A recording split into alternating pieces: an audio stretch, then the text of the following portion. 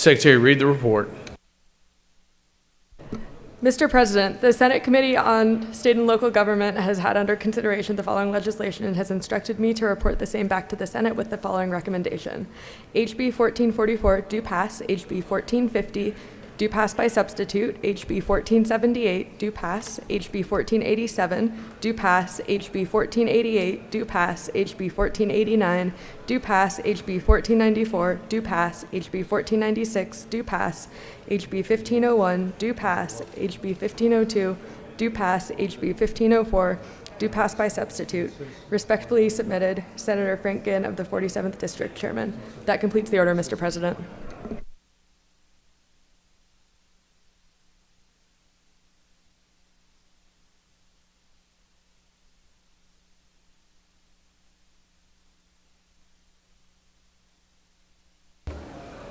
Recognize Chairman, Senator from the 19th. Thank you, Mr. President. I move that the Senate insist in its position to House Bill 916 and that a conference committee be appointed. All right. The Senator has insisted on the Senate's position on the House Bill 916. Secretary, read the caption. House Bill 916, a bill by Representative Burns of the 159th and others, a bill to be entitled an act to make and provide appropriations for the state fiscal year beginning July 1st, 2024 and ending June 30th, 2025 and for other purposes.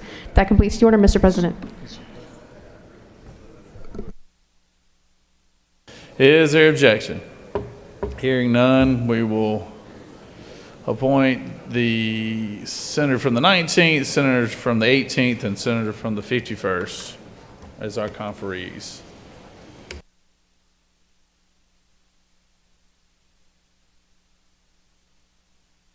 Senator from the 53rd, for what purpose do you rise? Parliamentary inquiry, Mr. President. State your inquiry. Did you happen to say the senator from the 53rd on that conference committee? You know, you were mistaken, Senator. But I'm gonna put a strong consideration for the Senator from the 53rd next time around.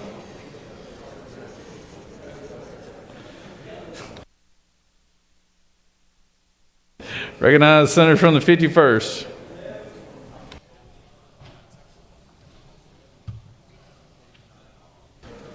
Recognize the Senator from the 20th, I'm sorry.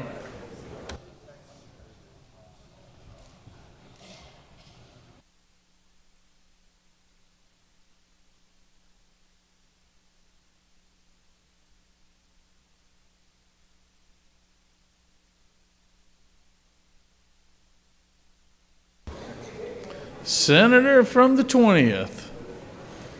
Waiting on you, Senator.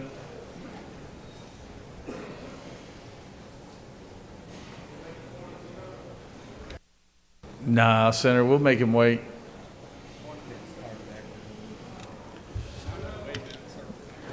Recognize the Senator from the 4th for a motion.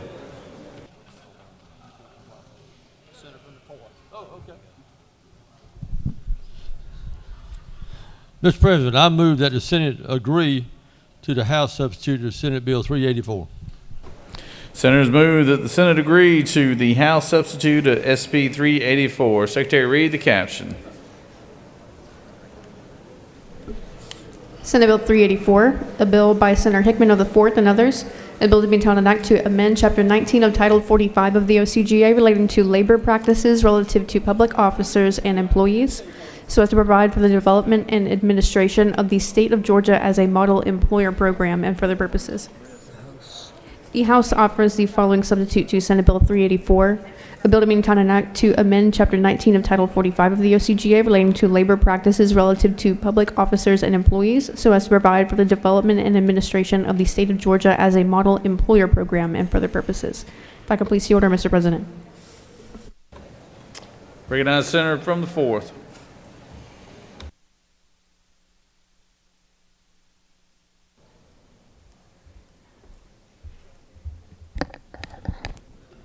Mr. President, thank you. Senator, as you recall, this Bill 384 makes Georgia as a model employer to hire people with disabilities. And we've said many times in this well that we have approximately 150,000 people in Georgia with a mental or physical disability that actually is able to work. And there's only about 30,000 of them that are employed.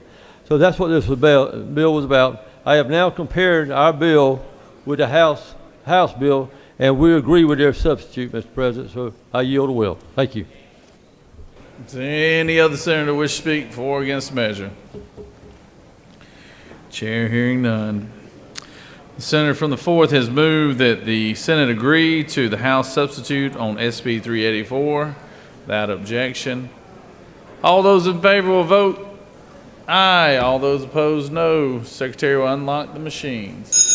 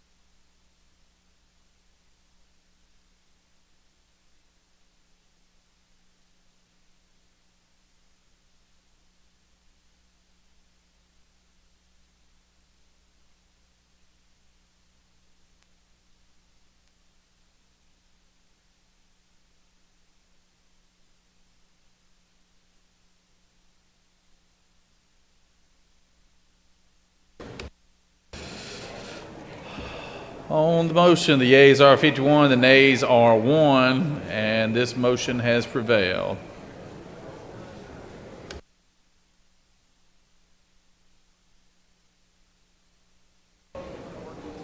Senator from the 20th. Senator from the 20th, would you like to do your motion now? Mr. President, you read my mind. I move that the Senate adhere to its amendment to the House sub to Senate Bill 240 and the conference committee be appointed. The senator has moved that we adhere to our position. Secretary, read the caption. Senate Bill 240, a bill by Senator Walker of the 20th and others, a bill to be an act to amend Title 47 of the OCGA relating to retirement and pensions, so as to revise the minimum and maximum allowable benefit multiplier for current and future retirees, to require certain Social Security coverage for all employees of a political subdivision who are members of the public school employees retirement system, and for other purposes. That completes the order, Mr. President. Recognize Senator from the 20th. Speak to the motion. You waive? All right. Without objection, conferees will be Senator from the 20th, Senator from the 25th, and the Senator from the 45th.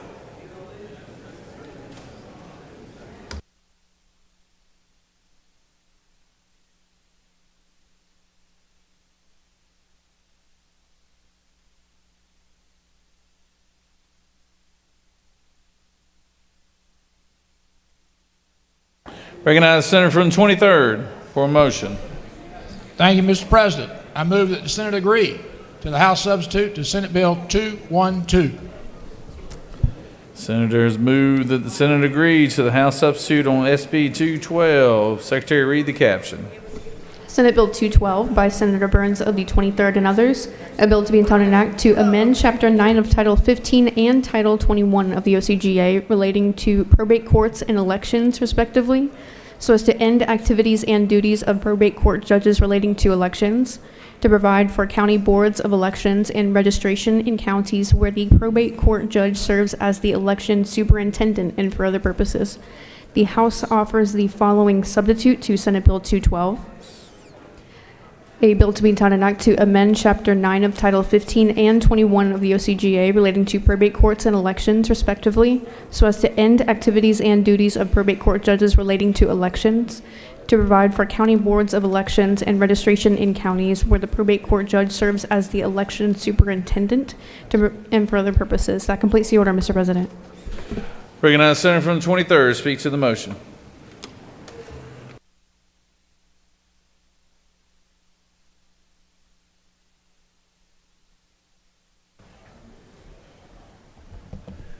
Thank you, Mr. President. Colleagues, I bring you Senate Bill 212. This is the probate judge bill where we're removing the responsibilities for elections from the probate judges and creating a local election board. We passed this in the Senate on February the 16th at a vote of 35 to 12. The House made one adjustment, and that was to ensure that this in no way impacted current boards, current local election boards, and ensure that the legislature could affect any changes to those local election board responsibilities. The House passed this 162 to nothing. I'd appreciate your favorable consideration. With no questions, I'll yield the well. You have no questions, Senator. Does any other senator wish to speak for or against the measure? Hearing none. Senator from the 23rd has moved that the Senate agree to the House substitute on Senate Bill 212. All those in favor vote yea. All those opposed, no. Secretary, unlock the machine.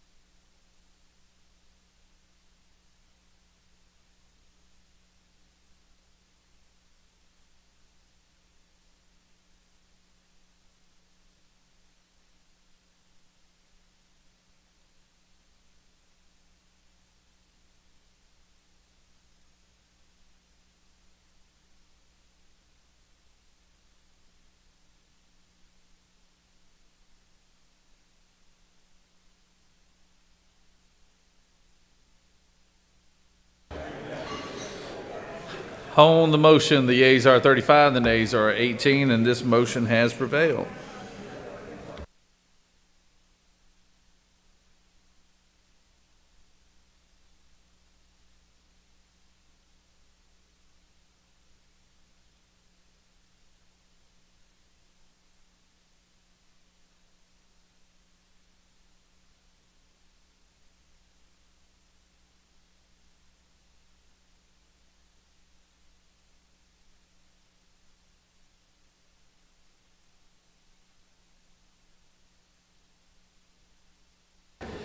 Recognize the senator from the 45th.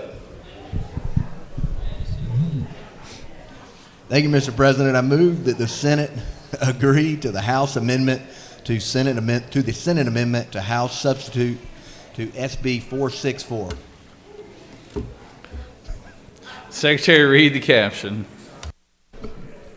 Senate Bill 464, a bill by Senator Dixon of the 45th and others, a bill to be entitled an act to amend Article 17 of Chapter 2 of Title 20 of the OCGA relating to teachers and other school personnel so as to establish the School Supplies for Teachers program, subject to appropriation by the General Assembly and the availability of other funds for such purpose and for other purposes. The Senate offers the following amendment to amend the House substitute to Senate Bill 464 by replacing lines 1 through the end with the following: to amend Title 20 of the OCGA relating to education so as to revise the Georgia Early Literacy Act to provide for 5 members of the Georgia Council on Literacy to be designated as voting members and for other purposes. Additionally, the House offers the following amendment to amend Senate Bill 464 as amended by striking through July 1st, 2024 on line 61 and inserting in lieu thereof May 15th, 2025 by replacing on line 76 with the following: 4A, as soon as practicable, but not later than strike August 1st, 2024 and for other purposes. That completes the order, Mr. President. Recognize the senator from the 45th. Speaks to the motion.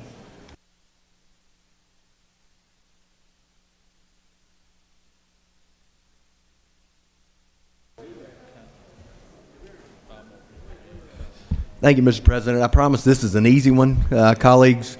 Senate Bill 464, it had the teacher stipend for classroom materials. We added the language from Senator from the 4th dealing with our literacy screeners, creating 5 literacy screeners throughout the state through the Deal Center.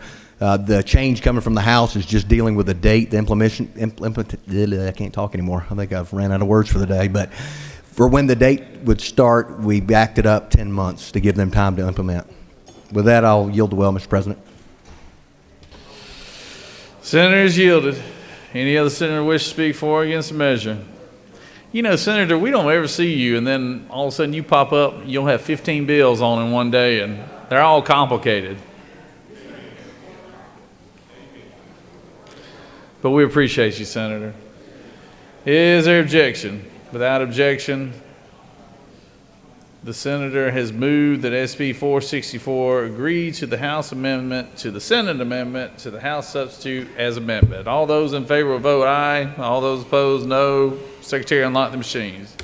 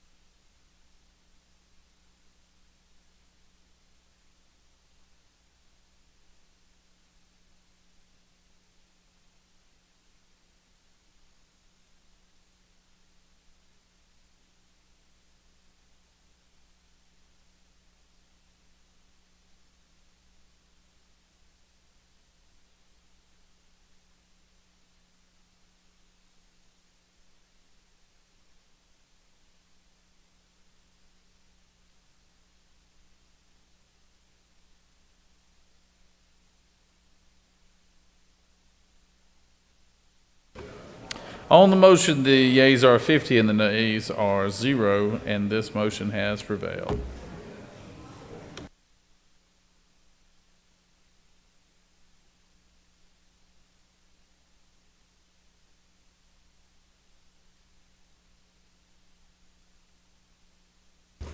Senator from the 51st, for what purpose do you rise? Disregard. Secretary, please read House Bill 8. Oh, I'm sorry. Recognize the senator from 56. Sorry about that, Senator. Mr. President, I ask unanimous consent that House Bill 808 be hoisted from the table. Secretary, read the caption.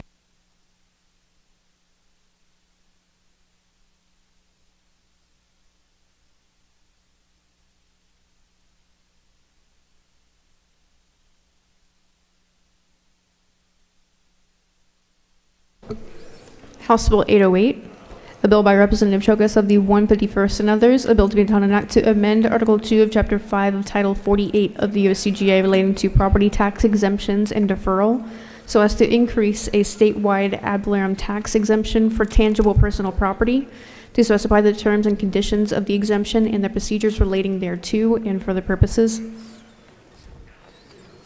The Senate Committee on Finance recommends that this bill do pass. Respectfully submitted, Senator Huff Settler of the 52nd District Chairman. Additionally, there is a fiscal note attached. That completes the order, Mr. President. Recognize Senator from the 56th to speak to the motion.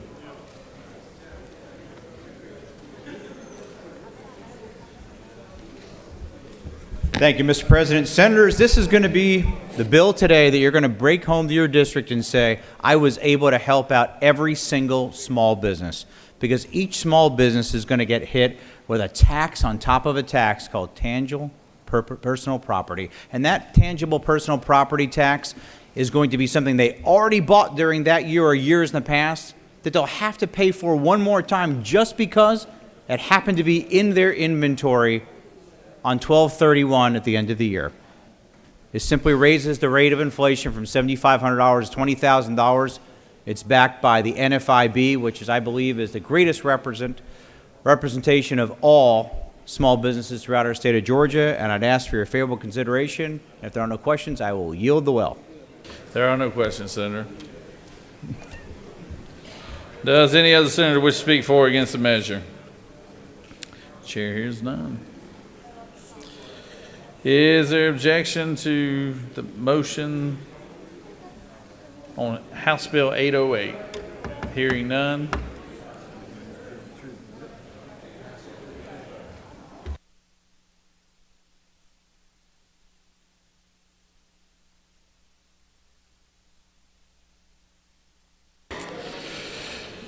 Is there objection to the previous question being ordered? Chair hears none, and the previous question is ordered.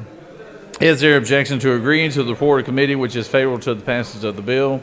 Chair hears none, the report of committee is agreed to. Is there objection to the main question being ordered? Chair hears none, the main question is ordered. Questions on the passage of the bill? All those in favor vote yea, all those opposed nay. Secretary, unlock the machine.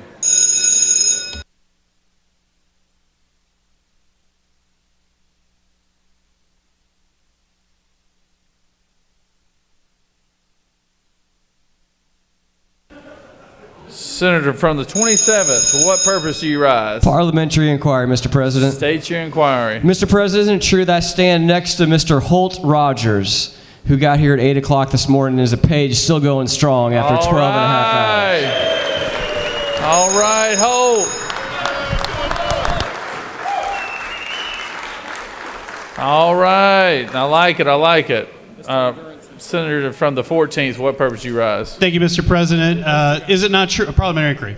Is it not true that I'm standing next to Chairman John Albers, who got here at 8 a.m. and is still going strong, Mr. President? It's a violation of the rules. Yeah, it's the same height. It's not from the well, though. Yeah, they do kind of look alike.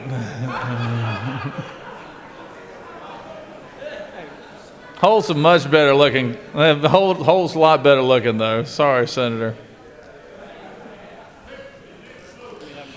On the passage of the bill, the yeas are 51, the nays are 0.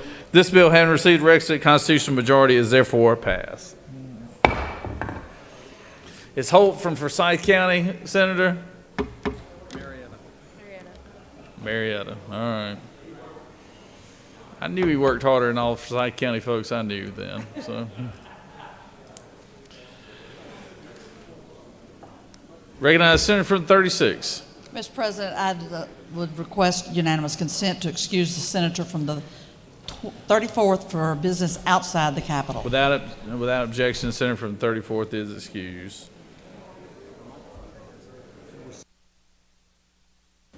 Recognize the senator from the 42nd. Thank you, Mr. President. I move that HB 158 be lifted from the table. Secretary, read the caption. House Bill 158, a bill by Representative Mitchell of the 88th and others, a bill to be entitled an act to amend Article 1 of Chapter 6 of Title 15 of the OCGA relating to general provisions regarding superior courts, so as to change the name of the Stone Mountain Judicial Circuit to the DeKalb Judicial Circuit and for other purposes. The Senate Committee on Judiciary recommends that this bill do pass. Respectfully submitted, Senator Strickland, the 17th District Chairman. That completes the order, Mr. President. Is there objection from removing House Bill 158 from the table? Hearing none, I recognize the senator from the 42nd. Speak to the bill.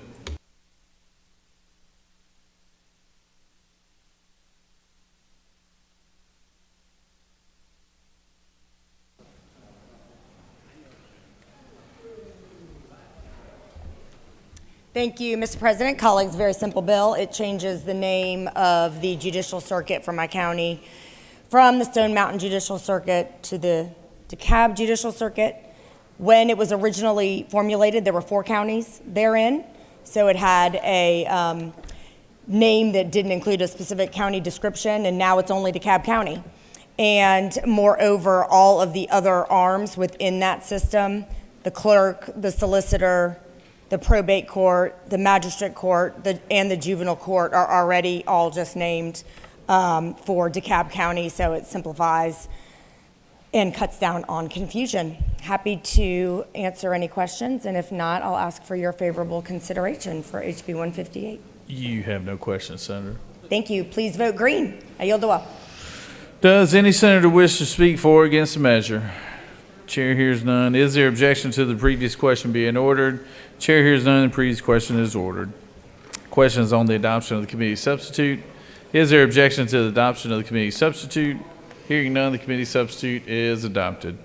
Is there objection to agreeing to the report of committee which is favorable to the passage of the bill? Chair hears none. The report of committee is agreed to. Is there objection to the main question being ordered? Chair hears none. The main question is ordered. All those in favor will vote yea. All those opposed, nay. Secretary, unlock the machine.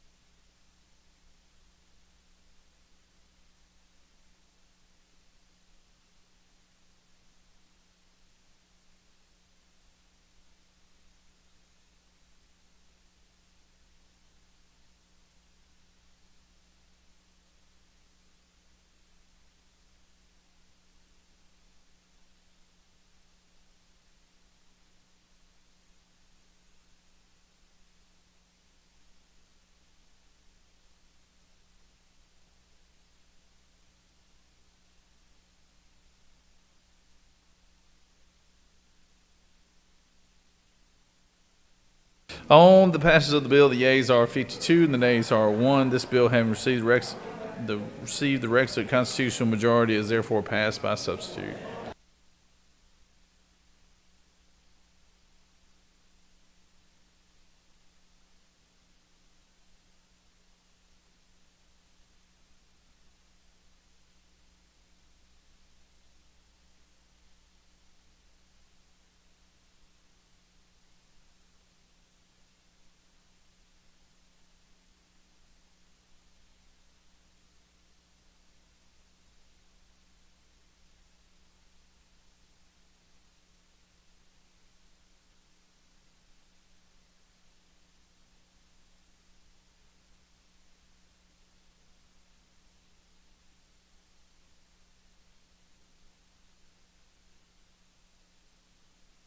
Senator from 42nd, could you just come up here real quick?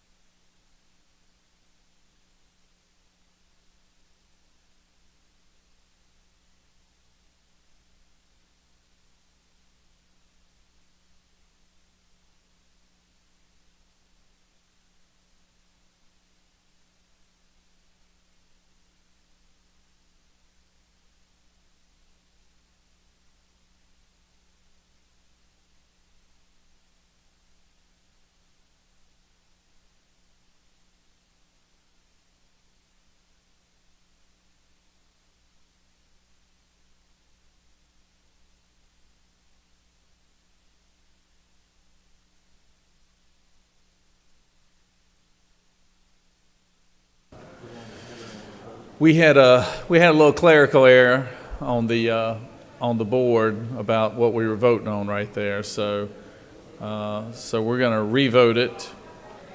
I'll let the senator from the 42nd know. And it's really just an opportunity for the senator from the 31st to vote right on this. So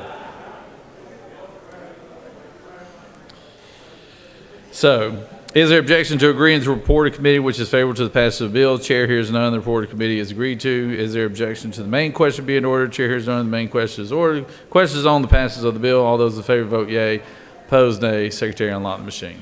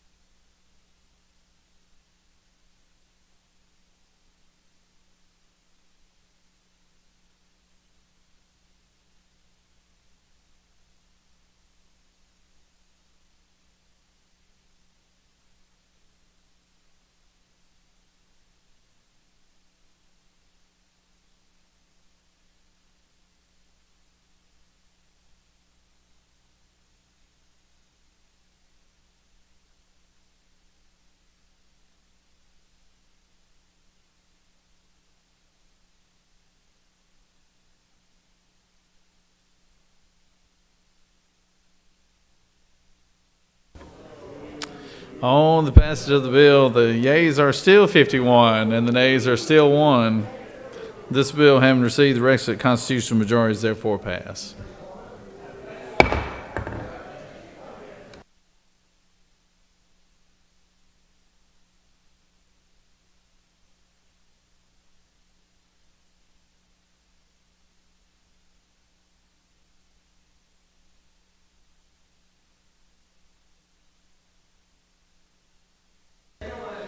Recognize the senator from the 31st for a motion.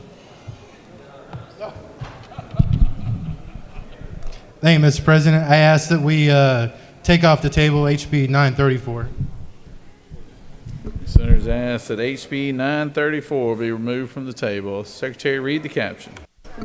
House Bill 934, a bill by Representative Montahan of the 17th and others, a bill to be entitled an act to amend Article 5 of Chapter 4 of Title 10 of the OCGA relating to self-service storage facilities, so as to provide for enforcement of unsigned rental agreements under certain circumstances, to provide for the execution and delivery of a rental agreement via email, to provide for the vacating of and removal of personal property from self-storage service facilities by occupants under certain circumstances and for other purposes.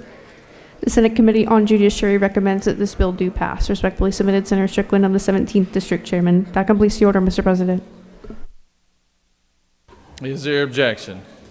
Hearing none, I recognize the senator from the 31st to speak to the measure.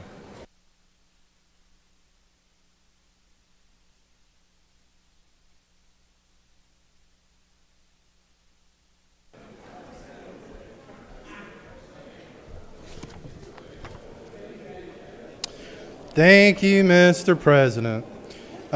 Basically, HB 94 did some pretty simple things as it relates to storage units and rental agreements. It allows for digital contracts to be enforceable. Today, digital contracts are not allowed by Georgia code, and this bill allows for an owner to evict a customer for reasons other than non-payment. With that, Mr. President, I yield the will.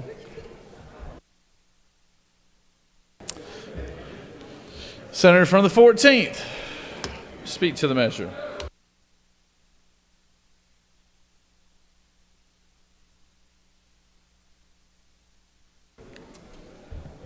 Thank you, Mr. President. You know, they don't allow state representatives to speak from the well.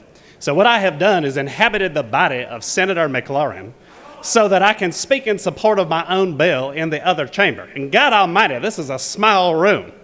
Anyway, I just ask for your favorable consideration for the only bill I'm likely to get this session. I'll yield for any questions. You have no questions, Senator. Thank you, Mr. President. I yield the will. Who?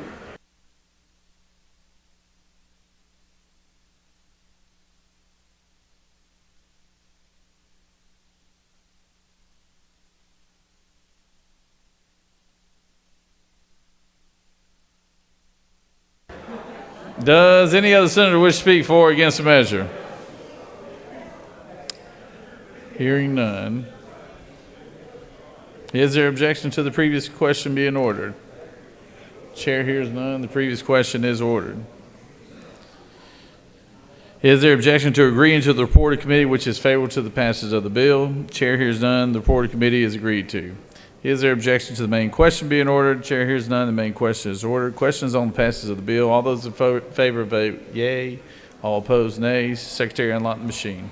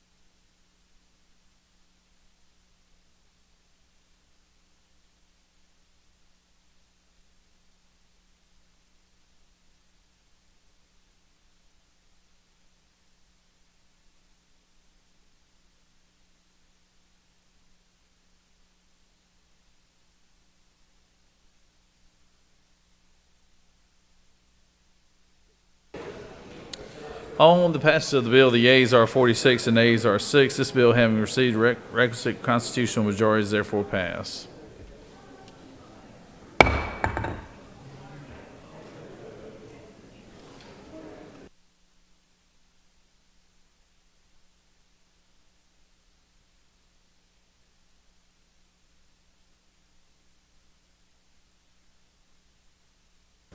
Recognize the senator from the 11th.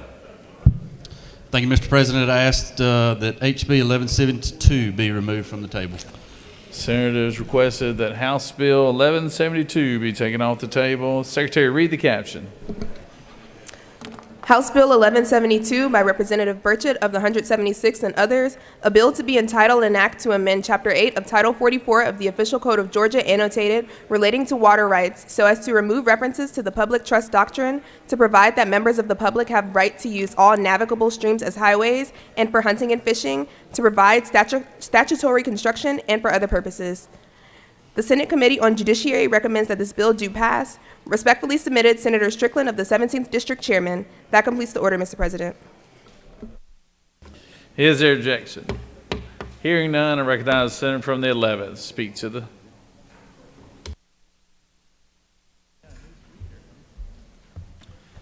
Thank you, Mr. President. Members of the Senate, I do bring before you HB 1172. As many of you remember, in the late hours of sine die last year, we passed Senate Bill 115. That bill was not in committee. There were no hearings. There were no testimony. It just passed here in the late hours. And Senate Bill 115 dealt with the public trust doctrine. And that applied to our non-tidal navigable streams in Georgia. And that's the way our law has been for the history of our state. The public trust doctrine did not apply to our navigable streams, only to our public ocean waterways. So prior to that, that was the law, and so in came 115 that applied it to our navigable waters. And so basically what we're doing in HB 1172 is we're removing the public trust doctrine as it applied to our non-tidal navigable streams, while also recognizing long-held rights to hunt and fish and passage of our navigable waterways. Since 115 passed, there's been a lot of confusion among our agricultural industries. There's been confusion among environmental groups and hunters and fishers about this issue and what 115 did. And so we're trying to thread a needle here to continue to allow for passage, to continue to allow for hunting and fishing.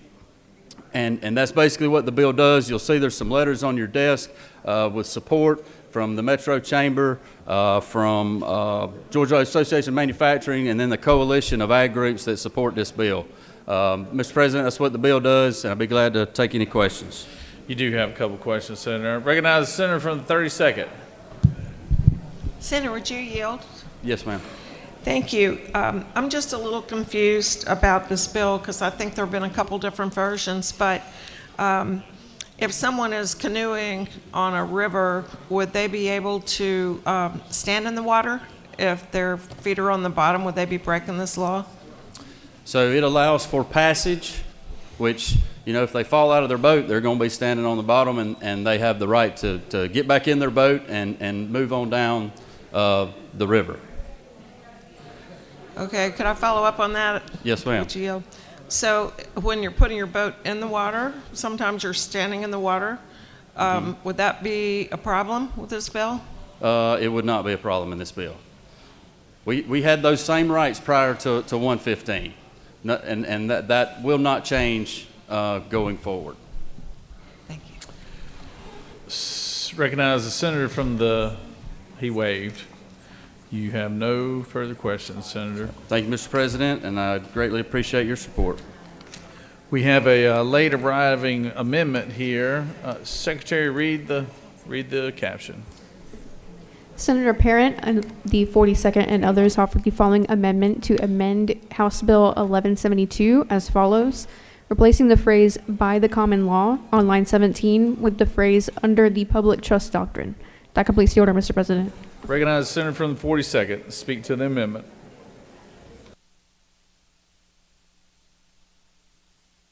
Recognize Senator from 42nd to speak to the amendment.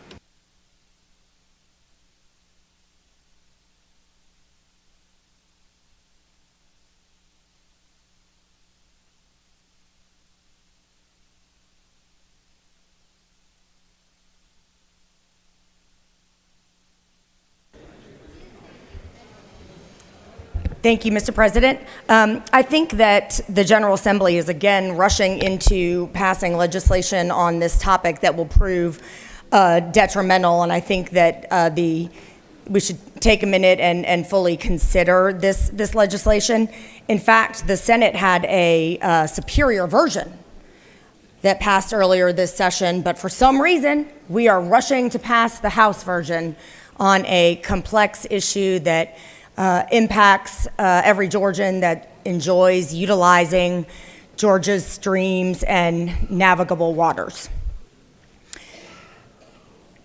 So, under Georgia law, any landowner with property next to a navigable river who can trace their title to a grant from the state prior to 1863 owns the bed of the river to the middle of the river, or the entire bed if they own property on both sides. But the issue is that almost our entire state was distributed to private ownership via grants from before 1863.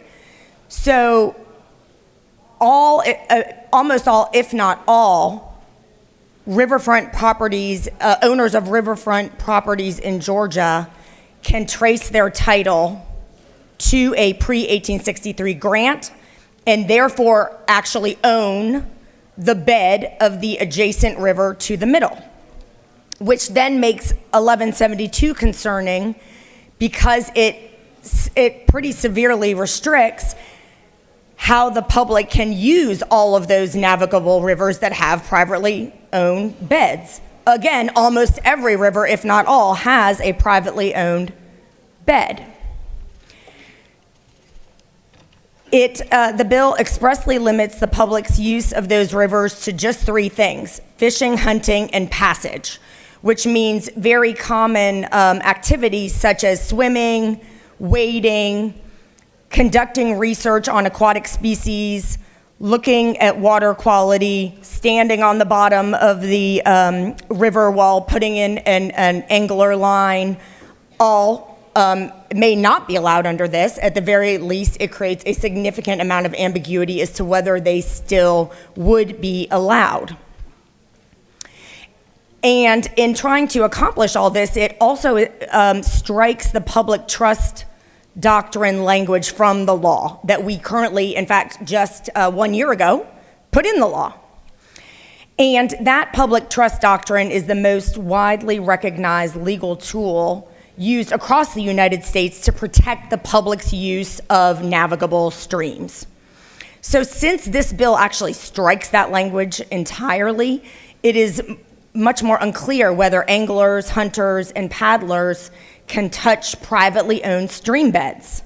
It's very nearly impossible to do those activities without touching the stream bed, and we should not set up a system where people can no longer use these navigable rivers that they have used for decades.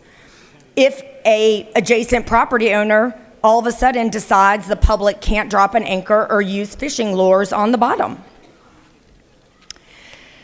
The public uses our navigable streams for far more activities than just fishing, hunting, and passage.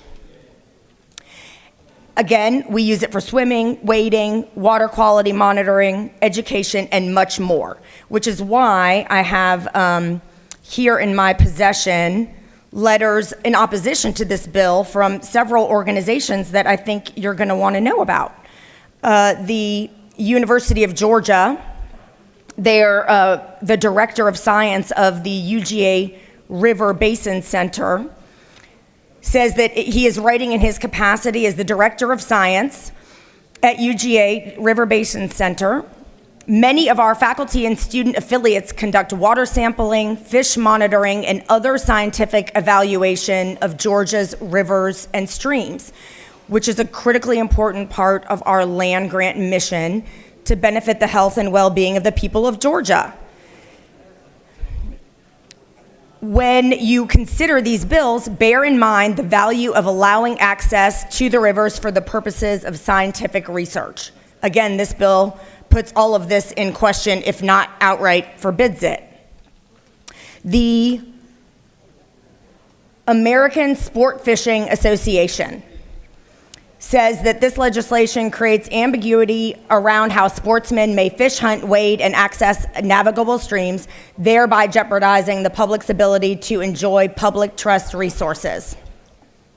Under the provisions of this bill, anglers may not be able to cast when wading into certain areas of the streams, and areas where access and fishing are permitted would be difficult for the public to delineate, which can restrict and deter anglers from accessing the state's best fishing, particularly for shoal bass, which is a tourist attraction for us.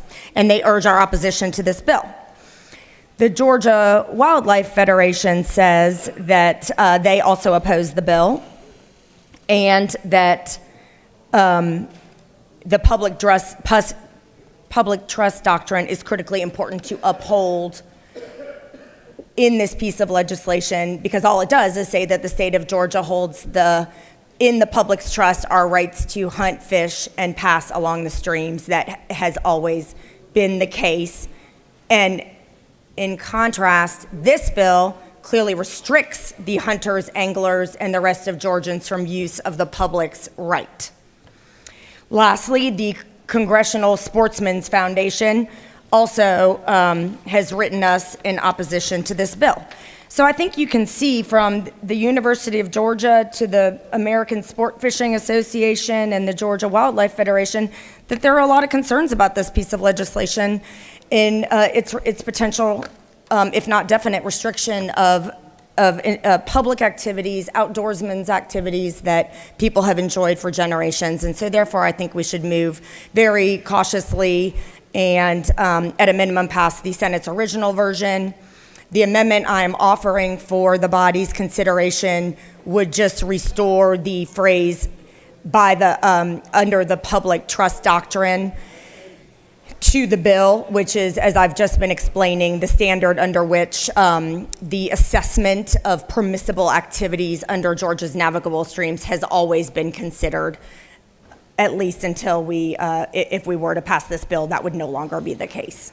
So happy to answer any questions. You do have a few questions, Senator. Recognize the Senator from the 18th.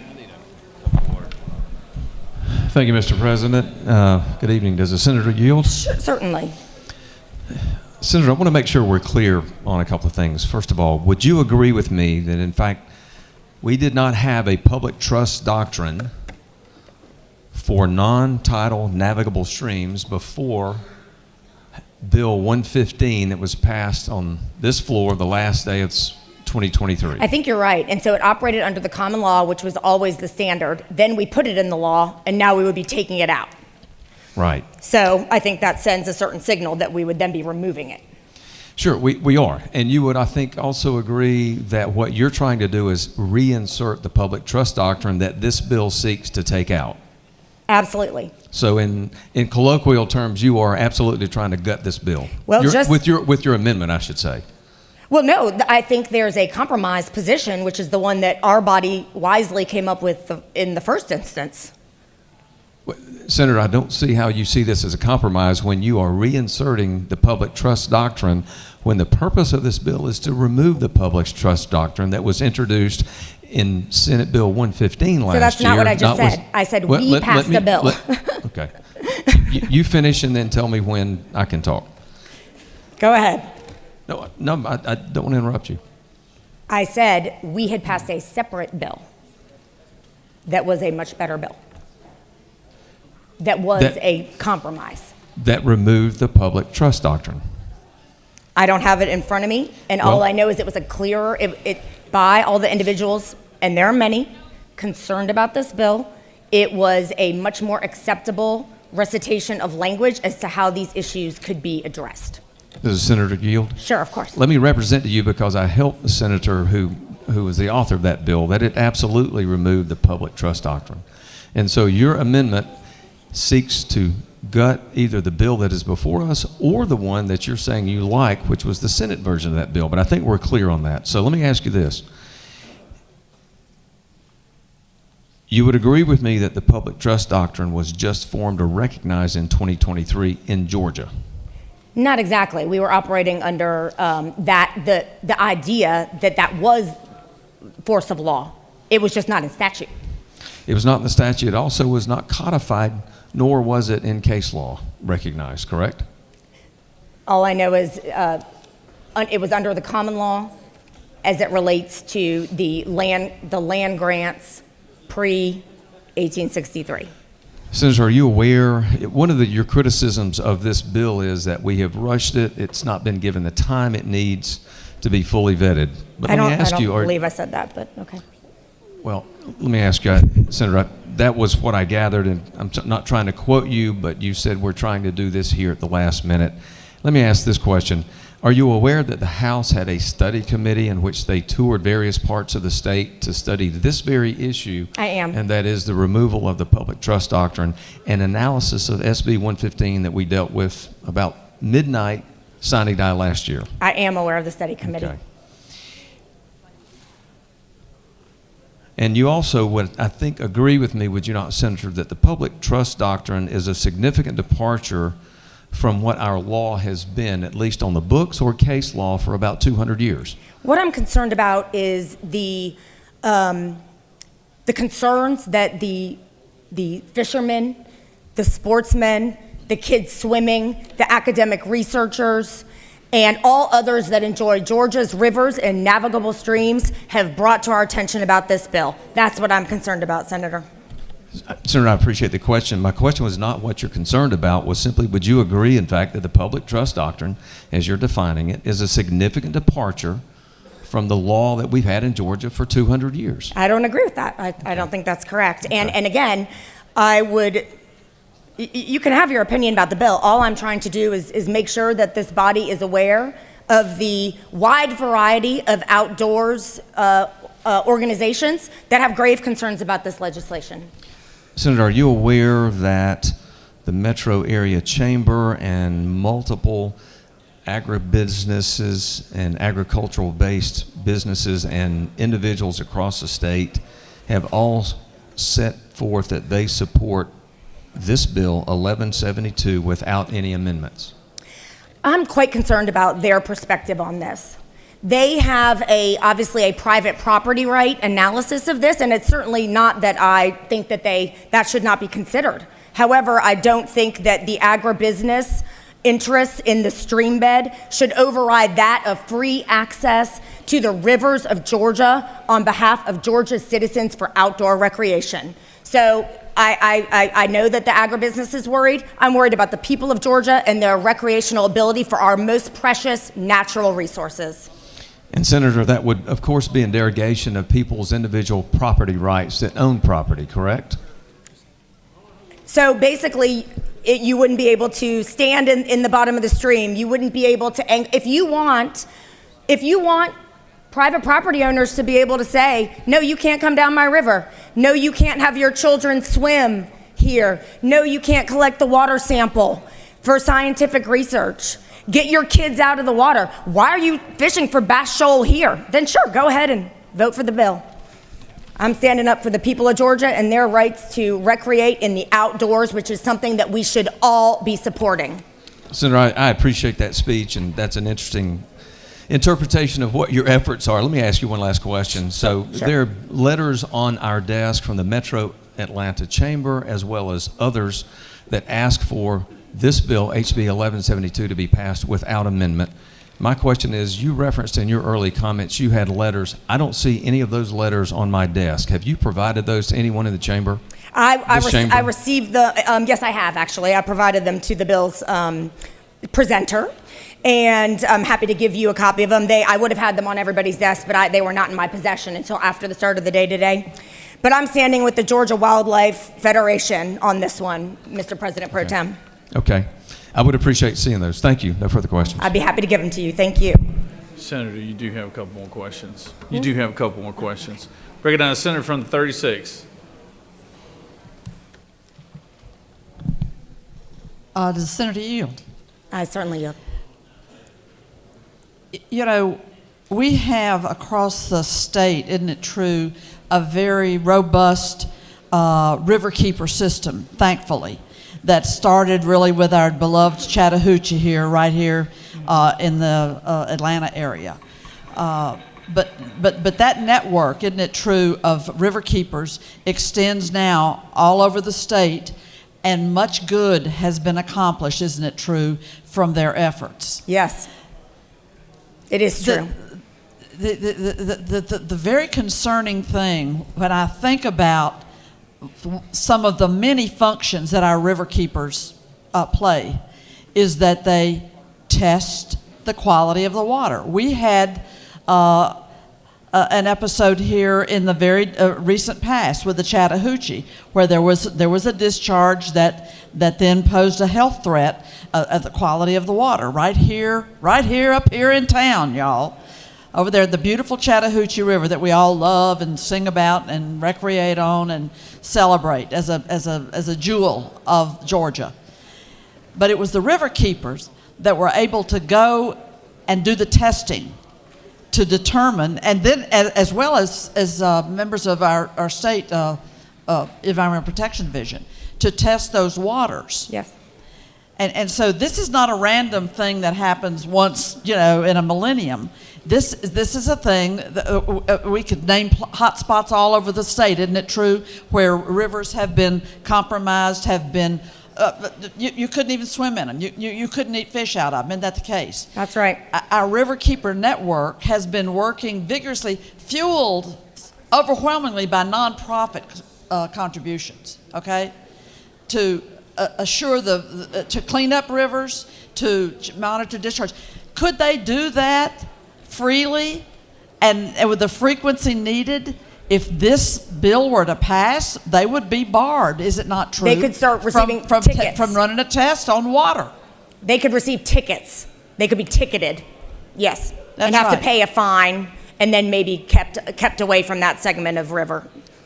That's right. So those who love and want to protect this incredible natural resource that we have of our waters of Georgia, and many states don't have the luxury of the level of water that we have.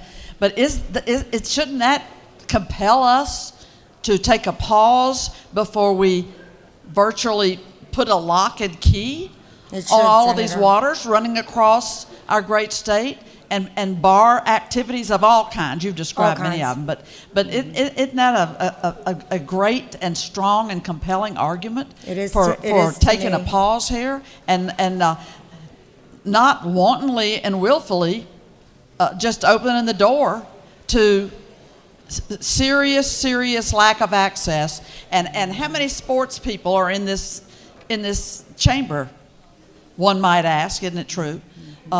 Whose very own families enjoy the fishing, the hunting, the recreational activities with our rivers that would not exist if we pass this bill in its present form. Isn't I that the imagine case? there's a bit of concern in the hearts of many in this great body. Thank you very much, and I appreciate it's late in the day, it's late in the session, but it's not too late to tell the truth about the negative impact that this bill could have, unintended in many cases, I'm sure. But thank you for entertaining the question and for advocating for our natural resource of rivers here in the state. Thank you. Thank you, Senator. You've got a couple more questions, Senator, if you want to stick around, or you can I'll yield do one away. more. All right. Recognize Senator from the 40th. Thank you, Mr. President. Does the senator yield? Certainly. So my question has to do with the underlying bill in addition to your amendment. So I'm a paddler. In fact, my whole family has enjoyed trips down the rivers in North Georgia in canoes. These are usually day-long trips. Yeah. So what we do is we pack a lunch, and then about halfway through the day, isn't it true? We pull our canoes aside and tie them to a tree, and we'd take our sandwiches out, we sit along the banks of the river and have our lunch. So are you saying that, this is the question, are you saying that under the basic bill that we might not be able to do that?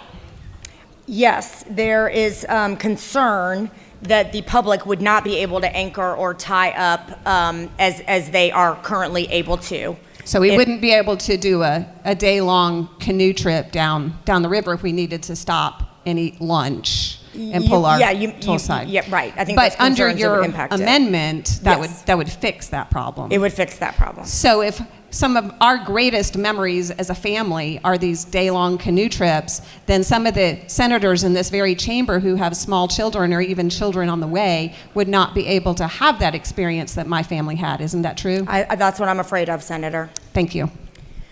I'll just end, colleagues, with the words of the Georgia Wildlife Federation.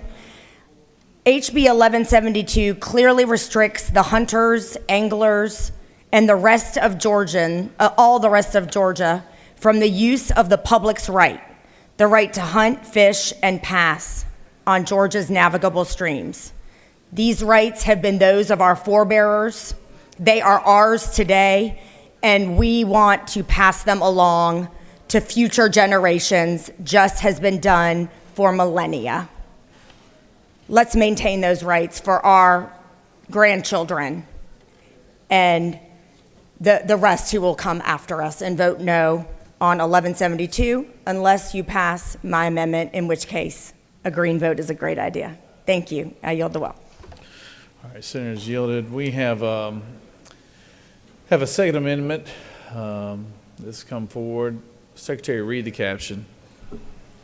Senator McLaurin of the 14th offered the following Amendment 2 to amend House Bill 1172 by striking comma but on line 21 through fishing on line 23. That completes the order, Mr. President.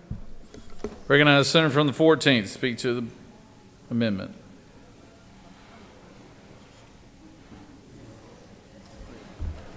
Thank you, Mr. President. Very quickly, because the hour is late and the mood is sluggish, this amendment is an alternative to the First Amendment that does not codify the public trust doctrine. So you just heard a back and forth about the public trust doctrine and how the point of the bill is to take that out.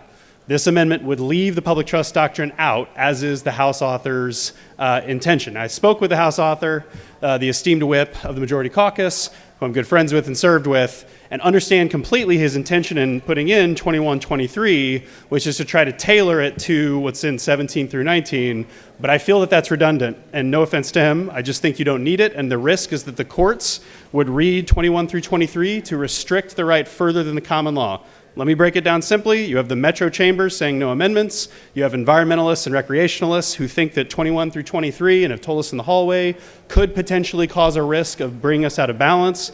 This amendment is just a way to honor both the spirit of 115 and preserving access to navigable waterways, while also preserving the Metro Chamber's intention not to codify the public trust doctrine. So in terms of the compromise that the Pro Tem mentioned, I'm introducing Amendment 2 precisely because I want to strike that type of compromise if you have any heartburn at all about restricting this access. And with that, Mr. President, I'll yield the well. Senator has yielded. Does any other senator wish to speak for or against the measure? Chair hears none. Is there objection to the previous question being ordered? Senator from the second, for what purpose do you rise? Parliamentary inquiry, Mr. President. State your inquiry. Mr. President, is it not true that it appears that this measure needs a study committee of some sort? Because we can't figure it out. I believe every senator is going to have to pick between a red and a green button at some point in time on this one. Senator, you'd like to close the debate? Senator from the 11th, let's close the debate.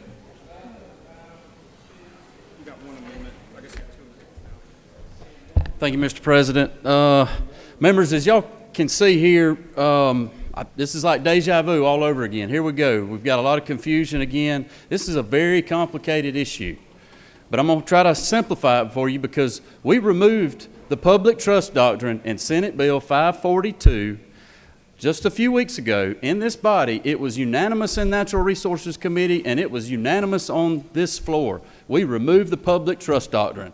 That is what we're doing in 1172. It does not change. Everyone in here voted for that. I was provided a lot of these letters. There again, there's no names on the letters. I don't know who these letters came from. Nobody's signed them. I don't know where they came from. More confusion. And that's what makes this issue so complicated. But again, we're taking out the public trust doctrine and we're putting back passage, hunting, and fishing. That was not in prior to Senate Bill 115. It was the same scenario. That's where we were. That's what we're trying to get back to. We're trying to thread a needle between landowners, between hunters, between fishers, and everyone that uses the natural resources. And I do that myself, and I want to protect that. I make a living off of the natural resources in our state, and the last thing I want to do is to keep people from using them or take advantage of them. Mr. President, I yield the well, and I hope that everybody will support this bill. Thank you.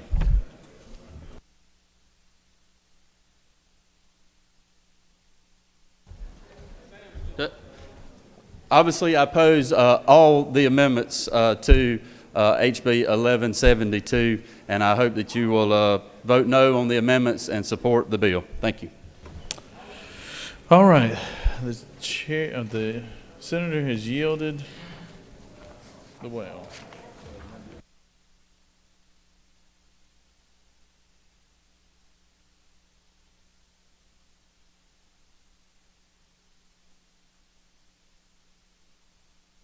Okay, the question is on the amendments. Yeah, 2 minutes, one authored by the senator from the 42nd.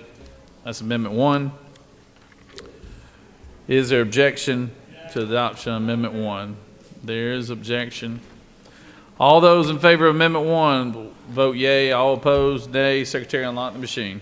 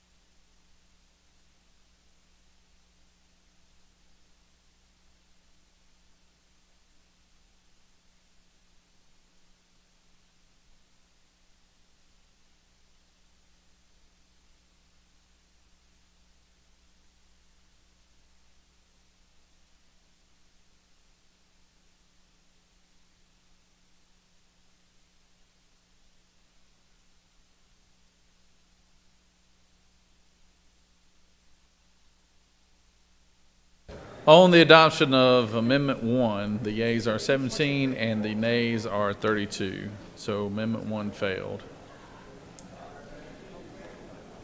Now moving on to the second amendment, authored by the senator from the 14th. Is there objection to Amendment number 2? There is objection. All those in favor of Amendment number 2 vote yea. All opposed, nay. Secretary, unlock the machine.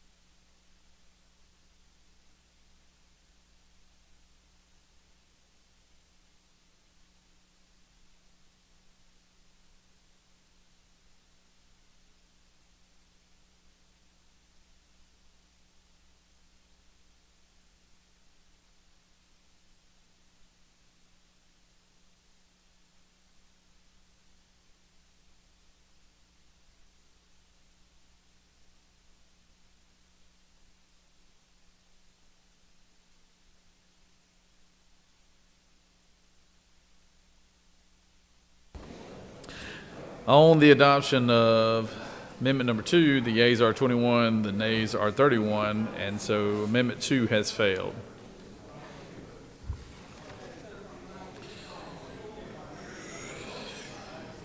All right, on the underlying bill. Is there objection to agree into the report of committee which is favorable to the passage of the bill? Chair hears none. The report of the committee is agreed to.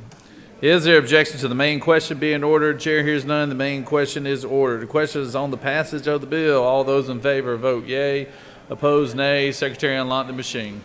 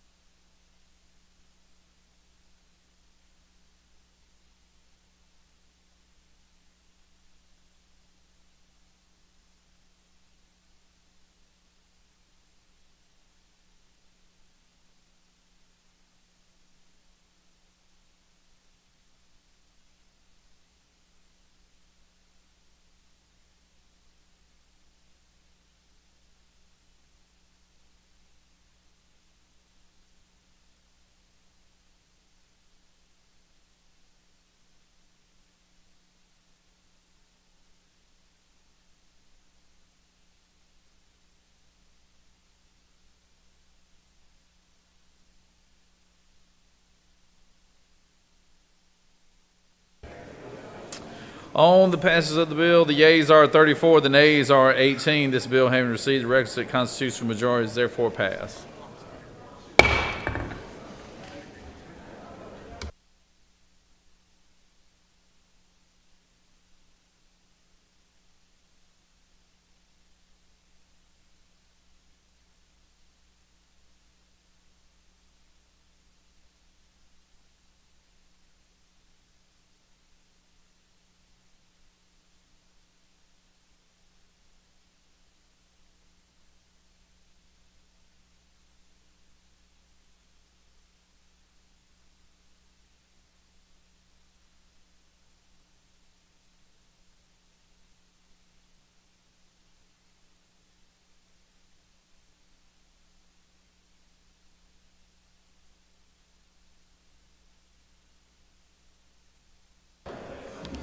Recognize the senator from the 23rd for a motion. Thank you, Mr. President. I move that House Bill 1207 be extricated from the table. The senators move that House Bill 1207 be taken from the table. Secretary, read the caption. House Bill 1207, a bill by Representative Fleming of the 114th and others, a bill to be entitled an act to amend Chapter 2 of Title 21 of the OCGA relating to elections and primaries generally, so as to provide for proofing of ballots by local superintendents in certain races, to provide candidates the opportunity to review and verify such candidates' identifying information, and for other purposes. The Senate Committee on Ethics recommends that this bill do pass by substitute. Respectfully submitted, Senator Burns of the 23rd District Chairman.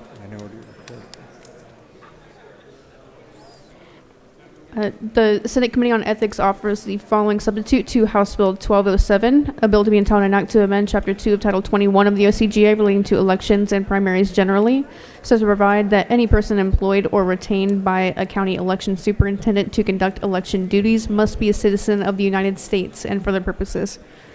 Additionally, a minority report has been filed. That completes the order, Mr. President.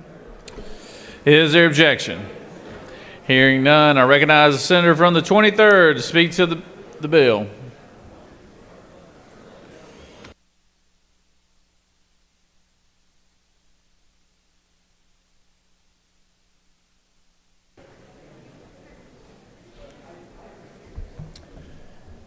Thank you, Mr. President. You know, colleagues, this is an election bill. And I know sometimes they get a bit testy. But this election bill is about as non-controversial as they come. We fully vetted it in the Ethics Committee. We've reviewed it with the Secretary of State and the Governor's Office, and I want to quickly walk you through the bill. I'm going to go through it section by section. There are 7. Hold on 1 second, Senator. Let's give the senator your attention, please. Thank you, Mr. President. We're going to quickly walk through the bill just to make sure you know what's there, and then I'll be happy to take questions. Section 1 is a straightforward bill. I appreciate the help from a number of my colleagues on that. It requires that election workers be U.S. citizens. That's pretty straightforward. U.S. citizens should be working elections in Georgia. Sections 2 and 3 come at the request of the Secretary of State. They deal with an issue that pops up occasionally when no individual qualifies to run in a contest and the qualifying period closes. If that were to happen, this bill would authorize the Secretary of State to reopen the qualifying period for 2 days, from 9 a.m. the following Monday to 5 p.m. of the following Tuesday. Section 2 deals with nonpartisan contest. Section 3 deals with state and county offices. Section 4. Section 4 was the original underlying bill from Representative Fleming. It provides candidates an opportunity to review and proof the ballots before they are printed or programmed. It's an opportunity to ensure that the ballots are accurate. Section 5 is at the request of Gravero. Gravero is the Georgia Association of Voting Registrars and Election Officials, and it would allow the superintendents to determine the number of voting machines or enclosures that would be needed at an election on election day. Currently, the law requires that you have one machine for every 250 registered voters. What we've seen over the last several cycles is that many of our citizens take advantage of the early voting period and the absentee voting period, so that in many cases, well over 40 or 45 or even 50% of eligible voters have already voted. This section, Section 5, allows the superintendents the discretion to determine the number of voting machines necessary for each precinct. Section 6 allows clarification for our poll watchers. Poll watchers are an integral part of the elections process, and at the request of Speaker Pro Tem Jones and others, we have expanded and clarified access and observation capacities for poll watchers so that they're as close as practicable, but are not allowed to observe confidential information. And finally, Section 7. Section 7 came from a prior incarnation in SB 221. It prohibits the use or threats of violence that would prevent or interfere with election operations. This would include poll officers, election officials, and poll watchers. The objective here is to strengthen the ability to protect any poll worker, any poll watcher, any poll officer from threats and intimidation. Again, Mr. President, I'm happy to take questions, or I'm happy to yield a well. You have no questions, Senator. Thank you very much. I understand there is a minority report. I look forward to speaking to the minority report after they have an opportunity to share their thoughts. Does any other senator wish to speak for or against the measure? Chair hears none. I don't have the list of who's offering the minority report. Is that you, Senator, from the second? No. Recognize the senator from the second.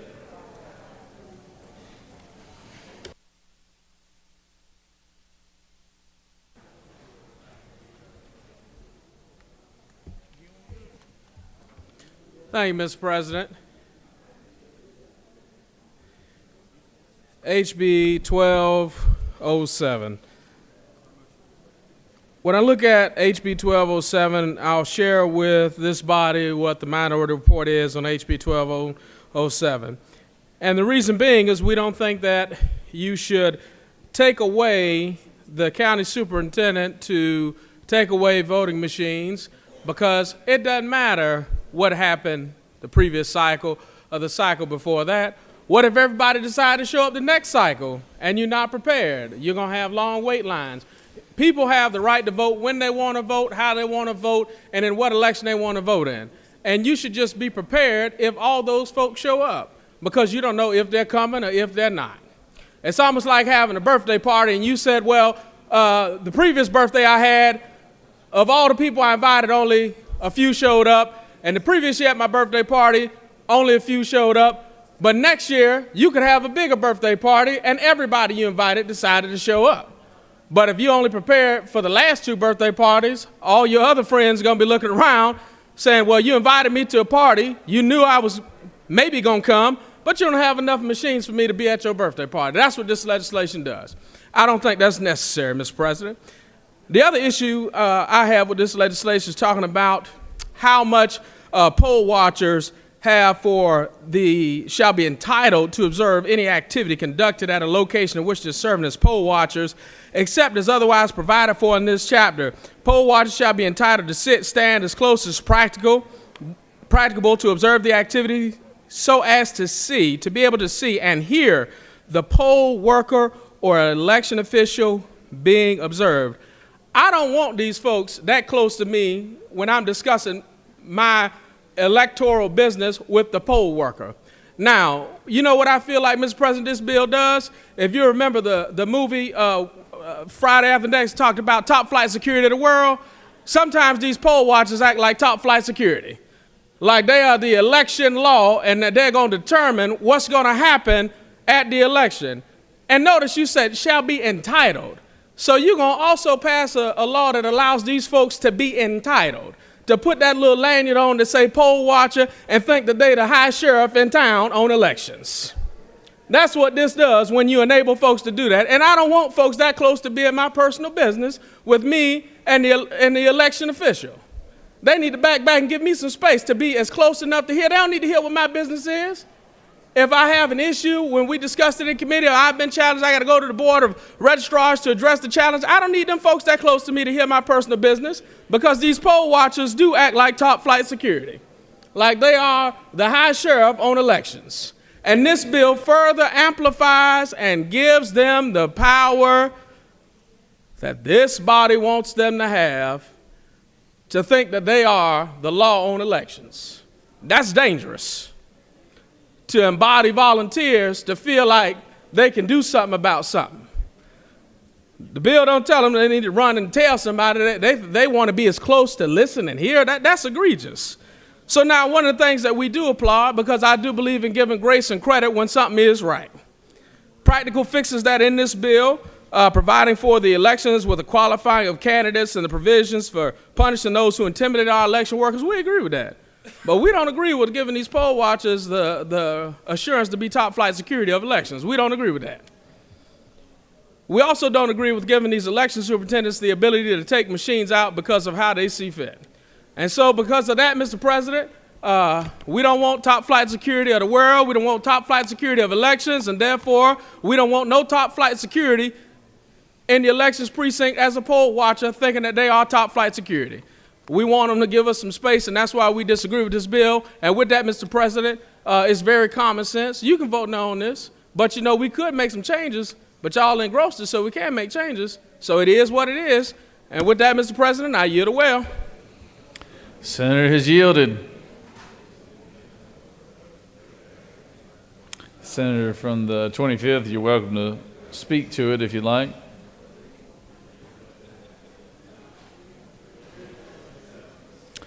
Does any other senator wish to speak for or against the measure? Chair hears none. Senator from the 23rd, would you like to close debate?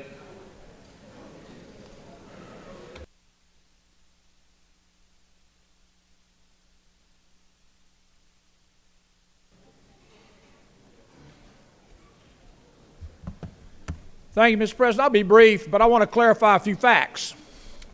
First of all, the discretion of the election officials to determine the number of voting machines to be used would only be for Election Day after they know how many early votes have been cast and how many absentee votes. So they can net out the number of voters still eligible to vote.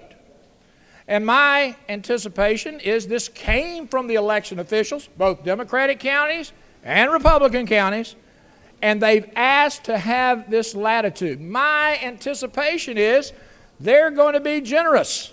The last thing we want is long lines at the polls on Election Day. So, I honor their request, and I appreciate them. Now let's talk about poll watchers. Poll watchers. You know, there are Democratic poll watchers and there are Republican poll watchers. Both parties have poll watchers. Both parties have top flight security. And they're trained. They're trained by their parties, and they are credentialed by their parties. We are talking about election integrity. My good friend from the 2nd is on the Ethics Committee. I'd like to point out one simple fact.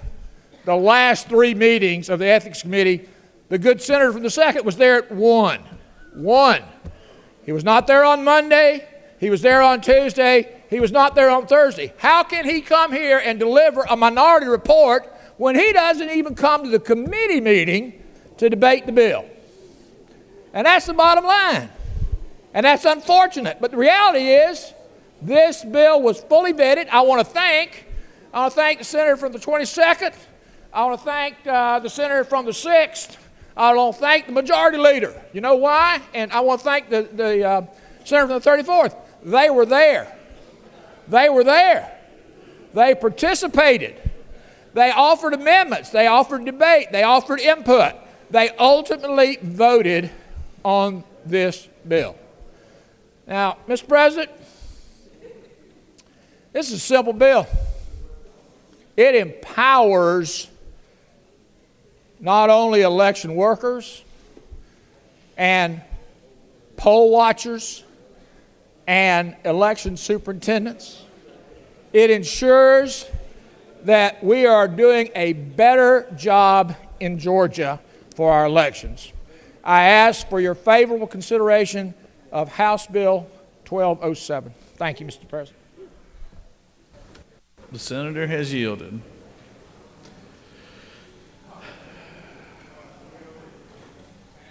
All right. So we are at, Senator, we have closed debate. Would you, well, Senator, what is your parliamentary inquiry? Mr. President, is it not true that you have had to add ex officios to the Ethics Committee because even members of majority leadership does not show up for Ethics Committee meetings? Is that not true? We've had to add ex officios to a number of our committees, Senator, and I'm sure that might be one as well. Yes, sir. Senator from the 23rd. Parliamentary inquiry. State your inquiry. Is it not true, Mr. President, that at the request of the senator from the 2nd, I petitioned the Lieutenant Governor and the Committee on Assignments to add the senator from the 6th to the Ethics Committee so that the minority party could have stronger representation? Is that not true? The senator knows what he speaks. Ready. All right. Do what? All right. This the bill is engrossed, and so now we're at the posture of voting on this. If that's all right with everybody here. Go ahead.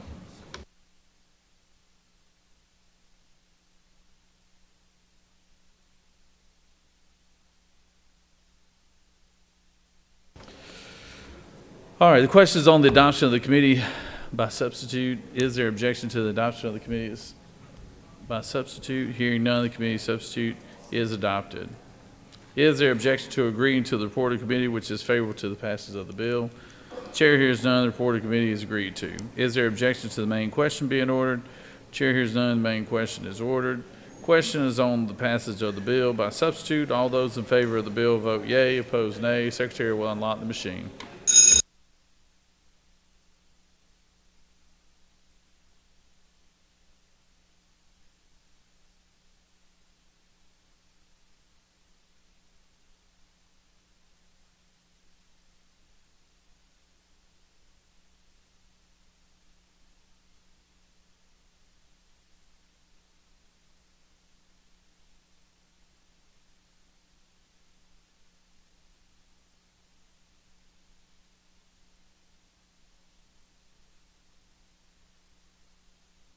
Senator from the 14th, for what purpose do you rise? Parliamentary agreement, Mr. President. State your inquiry. Mr. President, is it true the only way to stop a bad poll watcher with a clipboard is a good poll watcher with a clipboard? That's probably a good thought.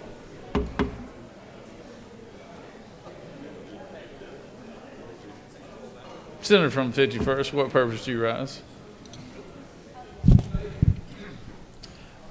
I have no parliamentary inquiry at this time, but we're having a good time tonight.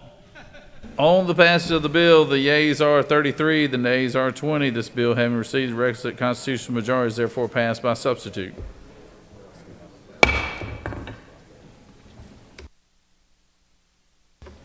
Recognize Senator from the 48th. Thank you, Mr. President. Ask unanimous consent to raise House Bill 959 from the table.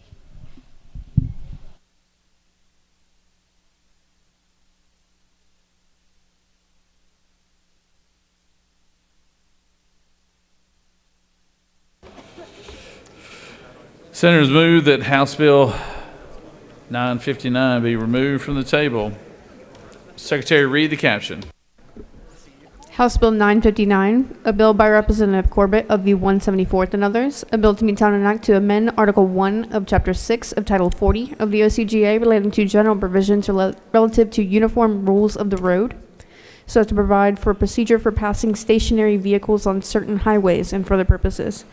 The Senate Committee on Public Safety recommends that this do pass by substitute. Respectfully submitted, Senator Albers of the 56th District Chairman. The Senate Committee on Public Safety offers the following substitute to House Bill 959, a bill to be entitled an act to amend Chapter 21 of Title 15 of the OCGA relating to payment and disposition of fines and forfeitures, so as to create the Victims of Human Trafficking Fund and the Victims of Human Trafficking Fund Commission, to provide for definitions, to provide for appointment of members of the commission and personnel and for other purposes. Additionally, Senator Strickland of the 17th and others offered the following amendment to amend House Bill 959 by replacing innkeeper with innkeeper on line 208 by deleting lines 209 through 213. That completes the order, Mr. President.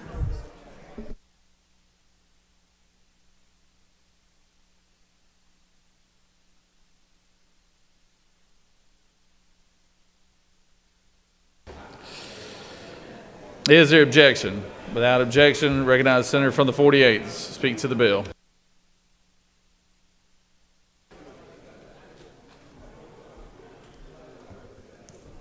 Thank you, Mr. President. Folks, we need a bill to bring us all back together again. The passion between the senators from the 23rd and the 2nd got everyone's blood going. This is a bill of fellowship. We all voted this bill out unanimously once before. We're going to do it again. It's a little different this time. It was SB 512, but our friends on the other side of this wonderful building decided that it was a revenue bill and it needed to have a House bill title to it, so now it does.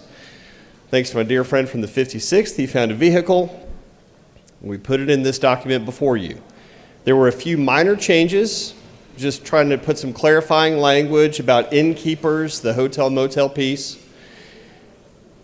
Some of our friends at the ropes found that there was some vague language, which is why we have the amendment, Amendment 1. So we are striking the amendment between myself and the senator from the 17th is striking lines 209 through 213. And if you're a grammar aficionado like the senator from the 14th, you will know that why are we replacing innkeeper with innkeeper? And that is because we are putting an end quotation at the end of the word when we strike it. So that's all we're doing is moving the little quotation at the end of trafficking on line 213 and moving it to the end of innkeeper at line 208. That satisfies all the concerns of all the folks that I have heard who had questions about this bill. This is a good bill. This is the enabling legislation for SR 616, which is the constitutional amendment that's waiting in the House for final passage once we take care of our House bill that was once a Senate bill. With that, I'm happy to take any questions. Otherwise, happy to yield the well, and let's get us back on track. You have no questions, Senator. Thank you, Mr. President. Yield the well. Ask your favorable vote on this, and let's keep going strong. Thank you.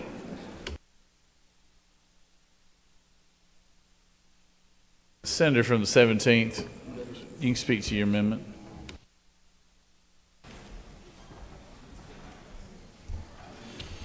As the author indicated, the amendment simply striking lines 209 and through 213. It was not the intent to send here from the 48th, anybody that worked on this, but there's some potential unintended consequences where you could actually have immunity for a hotel owner that allows sex trafficking if they simply attend a class, even though they may know that human trafficking is happening on the premises. Again, not the intent of the author, obviously, and so it's a friendly amendment to strike lines 209 through 213. Happy to answer any questions. You have no questions, Senator. Thank you. Does any other senator wish to speak for or against the measure? So, is there objection to the previous question being ordered? Chair hears none. The previous question is ordered. We're taking up amendment number 1, authored by the senator from the 17th. Is there objection to amendment number 1? Without objection, amendment number 1 is added. Questions on the adoption of the committee substitute as amended. Is there objection to the adoption of the committee substitute as amended? Hearing none, the committee substitute as amended is adopted. Is there objection to agreeing to the report of committee which is favorable to the passage of the bill? Chair hears none. The report of committee is agreed to. Is there objection to the main question being ordered? Chair hears none. The main question is ordered. Questions on the passage of the bill by substitute. All those in favor vote yea. All opposed nay. Secretary unlock the machine.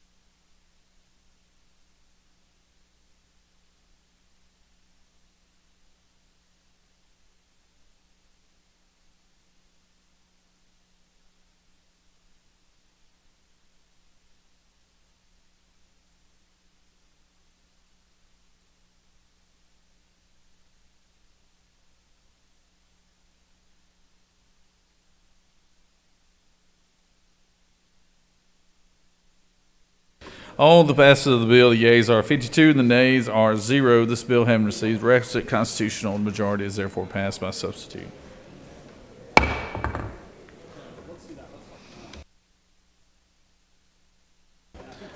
Recognize the senator from the 13th. Thank you, Mr. President. I ask that you please lift House Bill 906 from the table. Senators ask that HB 906 be lifted from the table. Secretary, read the caption. House Bill 906, a bill by Representative Yerta of the 152nd and others.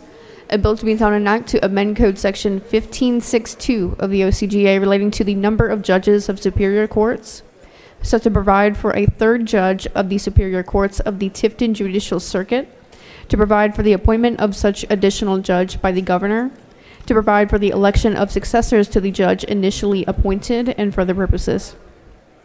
The Senate Committee on Judiciary recommends that this bill do pass. Respectfully submitted, Senator Strickland of the 17th District Chairman. That completes the order, Mr. President. Is there objection? Hearing none, I recognize the senator from the 13th. Speak to the measure.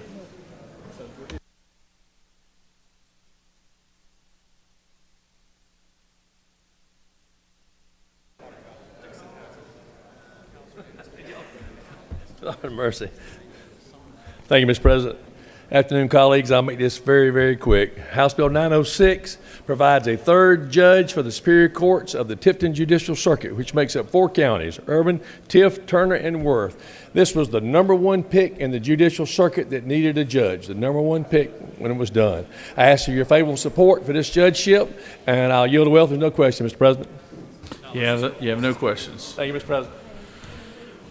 Does any other senator wish to speak for or against the measure? Chair hears none. Is there objection to the previous question being ordered? Chair hears none. The previous question is ordered. Is there objection to agreeing to the report of committee which is favorable to the passage of the bill?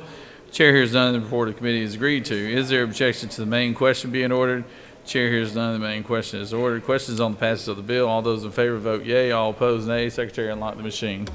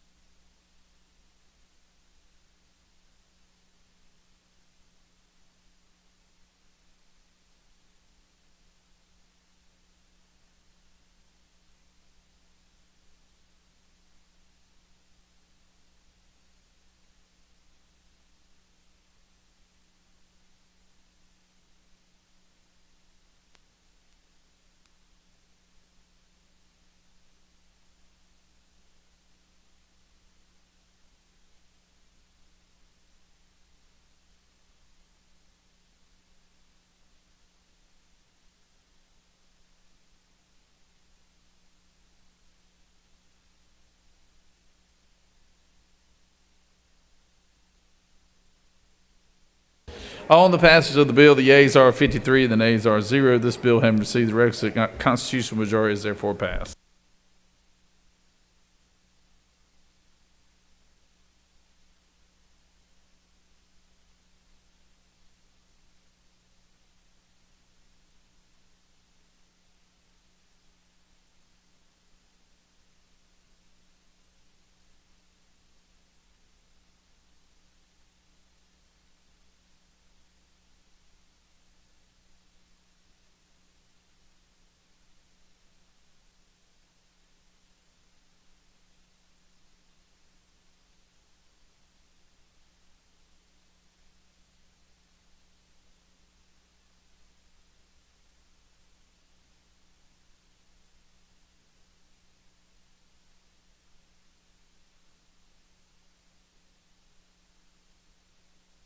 Recognize the senator from the 45th. Oh, excuse me. Hold on. You need to make a motion, Senator.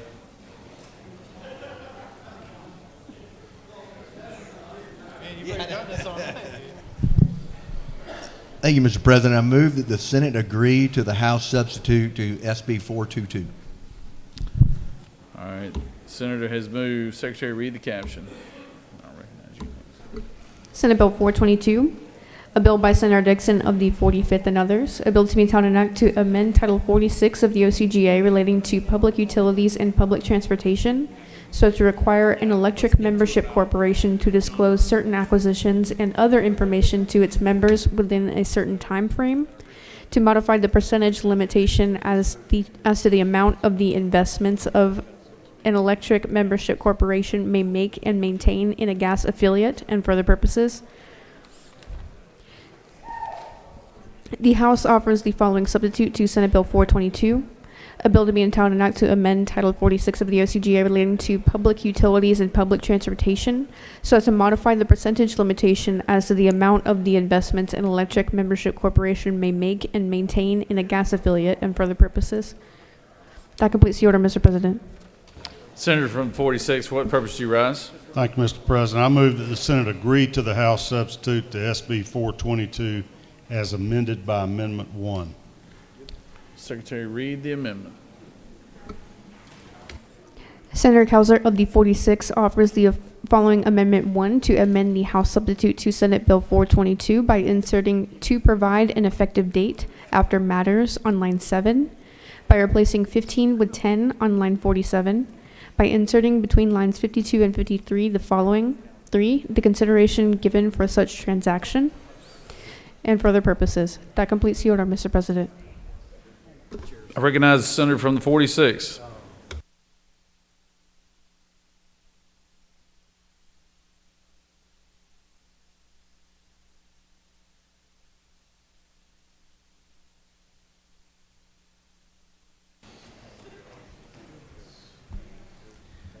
Thank you, Mr. President, ladies and gentlemen. This is a bill that addresses a section of the code that allows EMCs to invest up to 15% of their net assets to acquire gas marketers or gas utility companies. Just 2 or 3 of the EMCs do that. None of them have invested more than 10% other than Cobb EMC. And I think they testified they were at about 11 or 12%. They want to increase their ability to borrow money and pledge their assets to do that, to acquire other gas marketing companies. And our bill agreed to allow them to go up to 25%, but added some reporting requirements. If they do that, they need to let their members know what they're doing so they can be aware of how much of their assets have been pledged to go into other business ventures. The House accepted most of the Senate version. They removed several provisions of disclosures, and we put 2 of them back in this.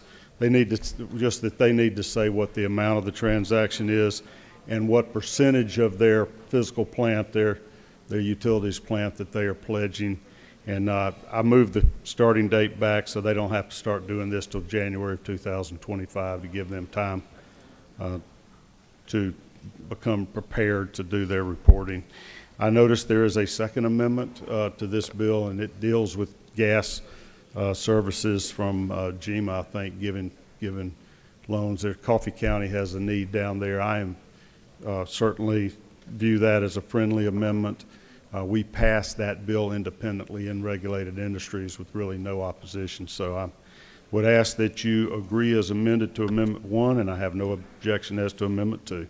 Glad to take any questions. You have no questions, Senator? Thank you. I yield the well. Do any other senator wish to speak for or against the measures? I recognize the senator from the 45th.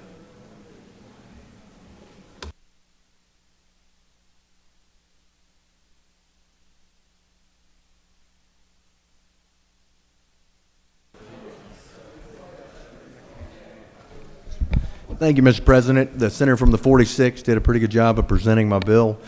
It does increase the amount that the gas marketers, there's 4 EMCs that own gas marketers in the state of Georgia. And this bill would increase that investment that they can make to grow their businesses from 15 to 25%. There were a few other changes in Senate Reg Industries. The problem with amendment number 1, and I do ask you to vote that down, is because as far as the consideration given when they're purchasing another company is a trade secret and is not allowed to be disclosed. So it would eliminate these gas marketers being able to continue to grow and purchase other companies and would essentially kill the bill. So I ask that you vote amendment number 1 down. Be happy to answer any questions, Mr. President. You do have a few questions, Senator. Recognize the senator from the 50th. Thank you, Mr. President. Does the senator yield? I yield, yes. I've got a couple EMCs in my district, and I'm getting texts asking me to vote against all amendments. Could you explain maybe why we should not vote with these amendments?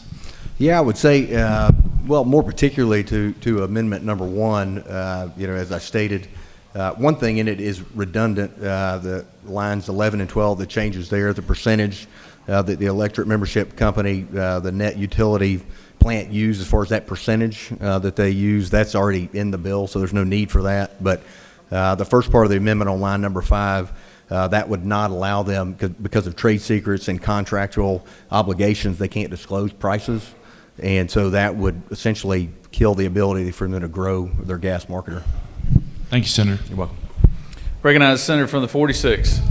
Senator Gill? I do. Isn't it true that they have to report that information to the PSC anyway? But it's my understanding that they're not allowed to disclose that to the public. Senator Further Yield? Sure. How can it be a trade secret if you're acquiring a public corporation?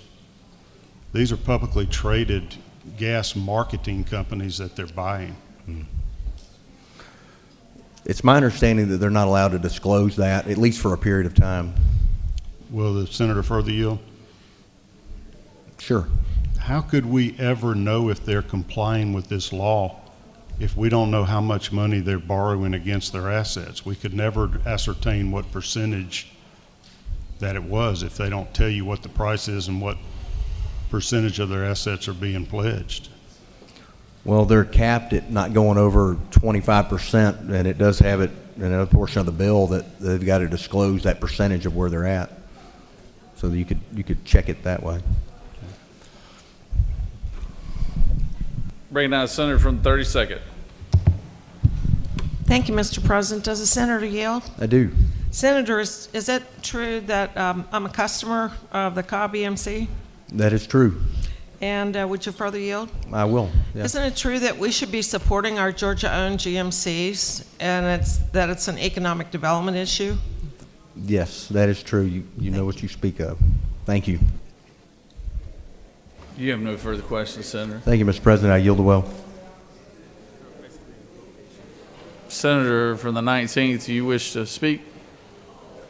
Floor is yours.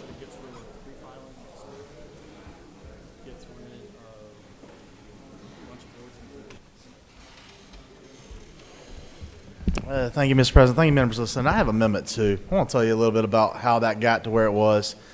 The senator from the 13th and I represent Coffee County together.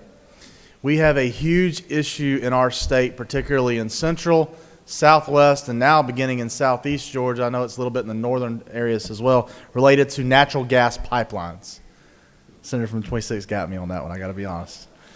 The reason that we propose this amendment is because the state, we feel, needs to be able to invest in that. We tried to put money in the budget to do that last year, and when we did so, the governor disregarded that money based upon the fact that where we placed it at GFA did not have the ability to I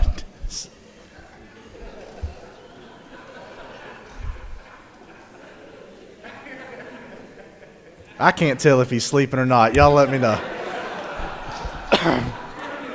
Sorry. The governor disregarded that, saying that he didn't know that GFA had that power. This would have given GFA the statutory authority to administer funds to help southeast, southwest, south central, northeast, and northwest Georgia counties, rural counties, develop their natural gas capacity more. Because of the posture, Amendment 1 takes precedence. I understand that if Amendment 1 fails, I'm not going to bring Amendment 2, but I'm going to be working on every other bill, and I want the people back in Coffee County to know that me and the senator from the 13th are working on every other bill to try to tag this amendment onto. We just didn't realize that Amendment 1 had already been filed. Thank you, Mr. President. I yield the will. Recognize the senator from 46 to close debate.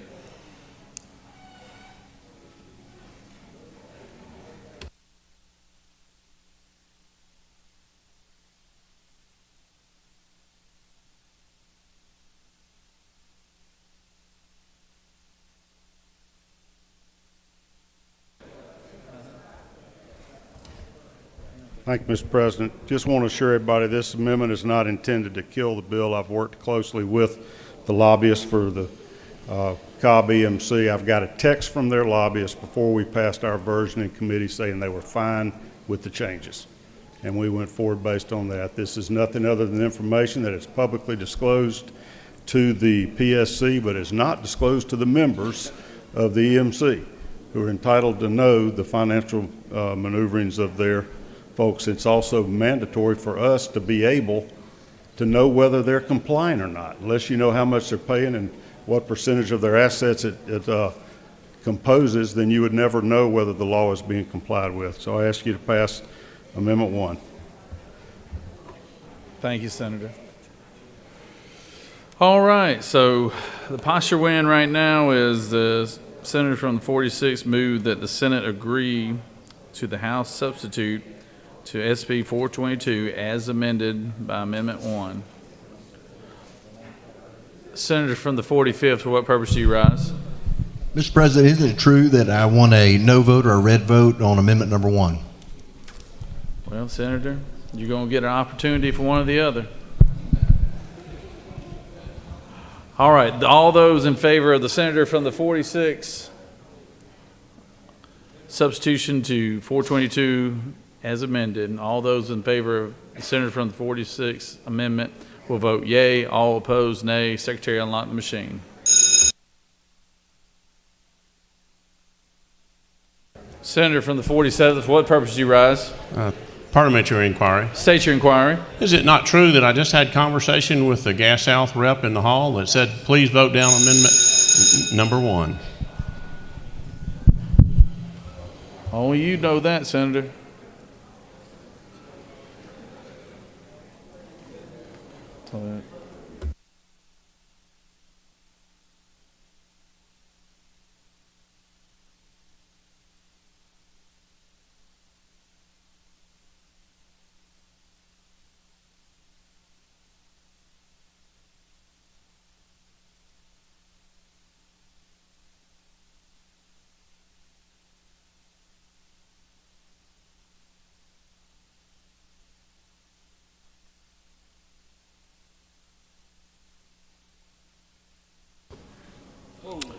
On the motion, the yeas are 7, the nays are 46, so the motion fails. Recognize Senator from the 45th.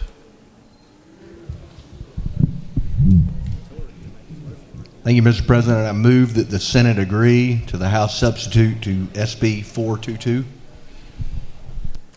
The senator has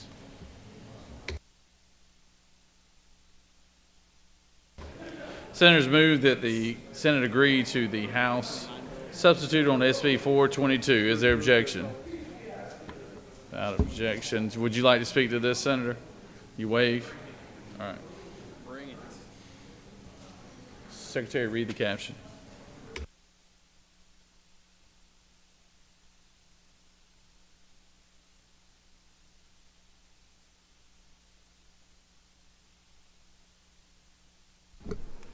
Senate Bill 422, a bill by Senator Dixon of the 45th and others, a bill to be entitled an act to amend Title 46 of the OCGA relating to public utilities and public transportation so as to modify the percentage limitation as to the amount of the investments an electric membership corporation may make and maintain in a gas affiliate and for other purposes. That completes the order, Mr. President. All right, Senator has moved that the Senate agree to House substitute on SB 422. This thing, I think we've already debated this pretty well. So all those in favor of the motion will vote yea. All those opposed, nay. Secretary, unlock the machine.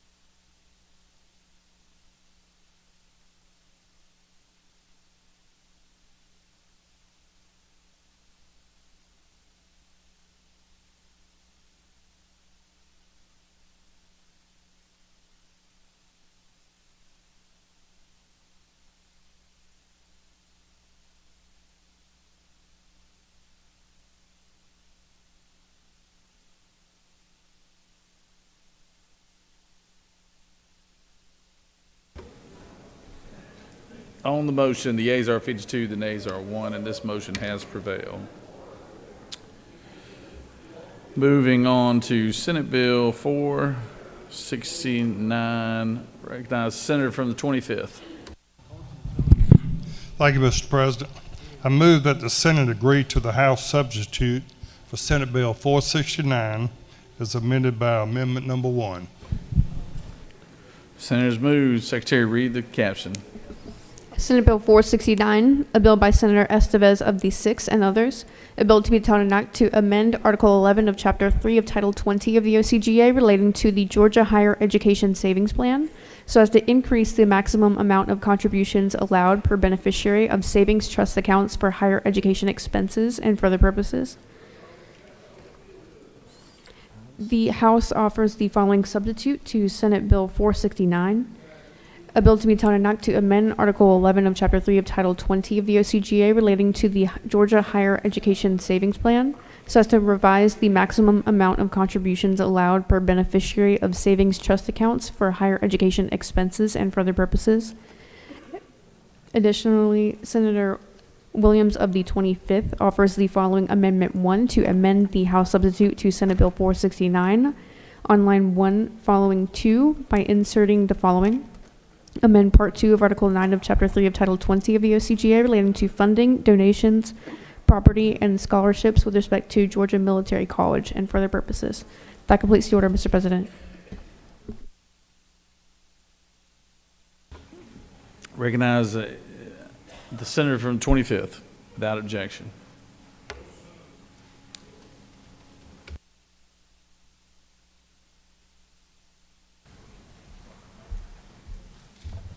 Thank you, Mr. President. I ask for your favorable consideration for the amendment to Senate Bill 469, a little simple bill adding a few 9 bachelor degrees to Georgia Military College that can apply online, strictly online. No questions. I'll yield the well. You do have a question, Senator. Recognize the senator from the 31st. Mr. President, I don't have a question. I'm ask for unanimous consent to excuse the senator from the 45th for business inside the Capitol. I think he needs a break after all his bills. Does any other senator have a question for the senator from the 25th? Yield the well. Thank you. The senator is yielded.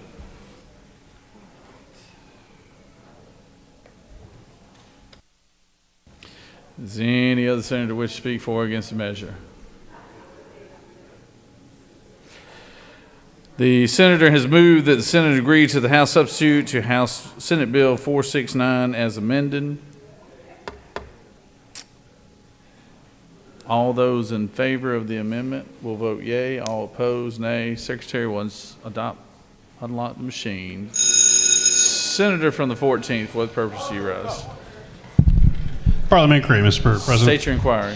Is it not true that this bill, the amendment plus the underlying bill, there's a germaneness nexus in that both bills have to do with higher education, Mr. President? Senator knows what he speaks. All right, thank you.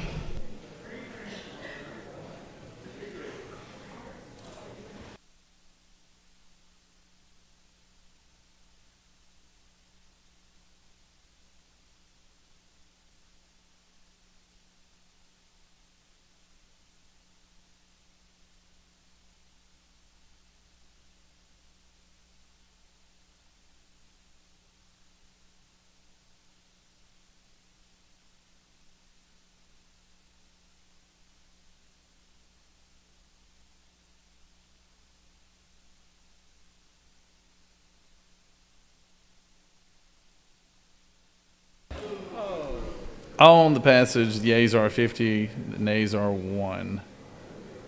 And this amendment has prevailed.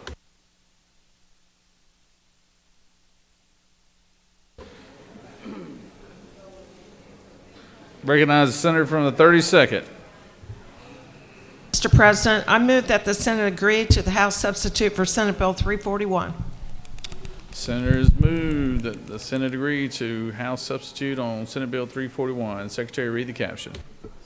Senate Bill 341, a bill by Senator Kirkpatrick of the 32nd and others, a bill to be town and act to amend various titles of the OCGA so as to revise committee names, to repeal provisions relating to inactive boards, panels, authorities, centers, commissions, committees, councils, task forces, and other such bodies, and certain procedures of the General Assembly and for other purposes. The House offers the following substitute to Senate Bill 341, a bill to be entitled an act to amend various titles of the OCGA so as to revise committee names, to repeal provisions relating to inactive boards, panels, authorities, centers, commissions, committees, councils, task forces, and other such bodies, and certain procedures to the General Assembly and for other purposes. That completes the order, Mr. President. That objection recognizes the senator from the 32nd.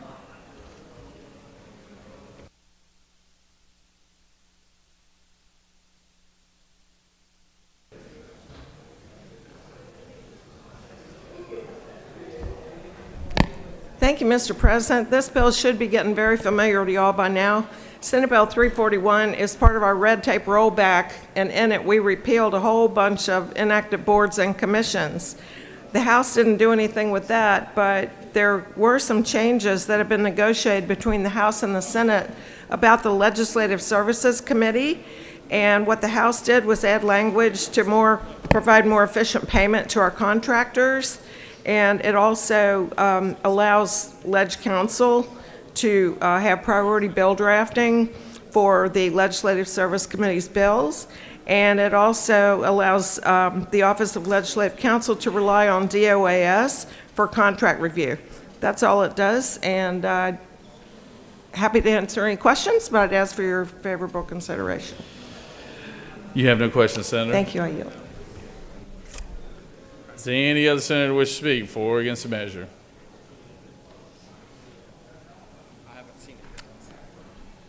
Senator has moved that the Senate agree to House substitute on SB 341. All those in favor will vote yea. All opposed, nay. Secretary, unlock the machine.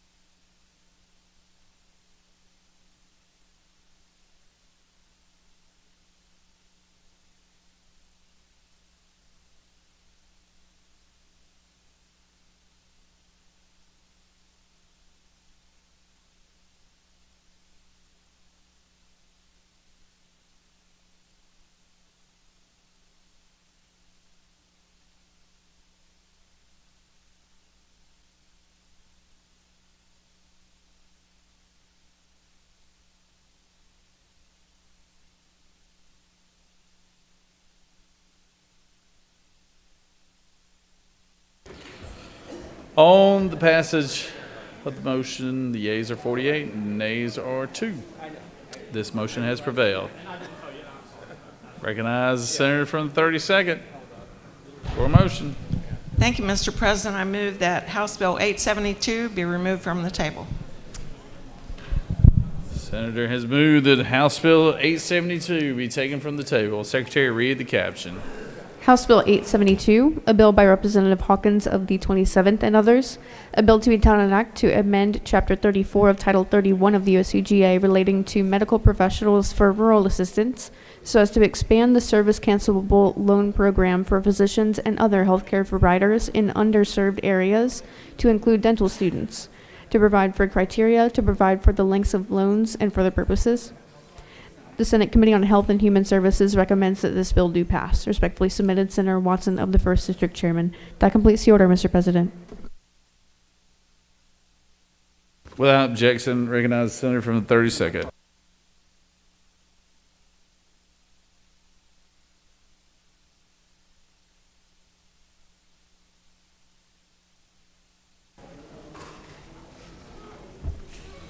Thank you, Mr. President.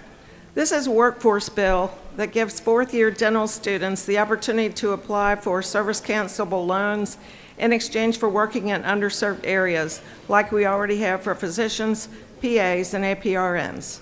Be happy to answer any questions. You have no questions, Senator. Thank you. I yield.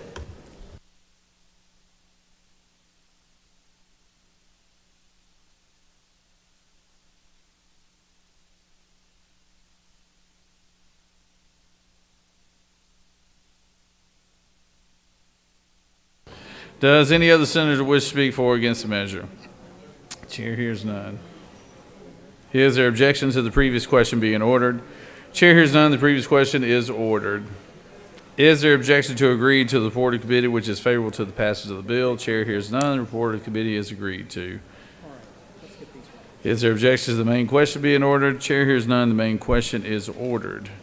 Question is on the passage of the bill. All those in favor vote yea. Opposed, nay. Secretary, unlock the machine.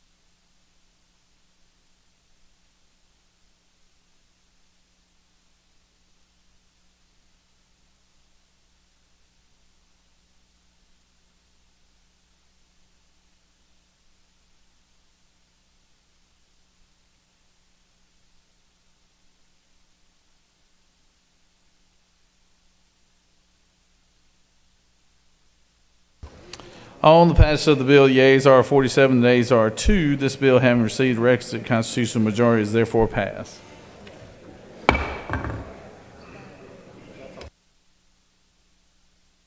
Recognize the senator from the 31st.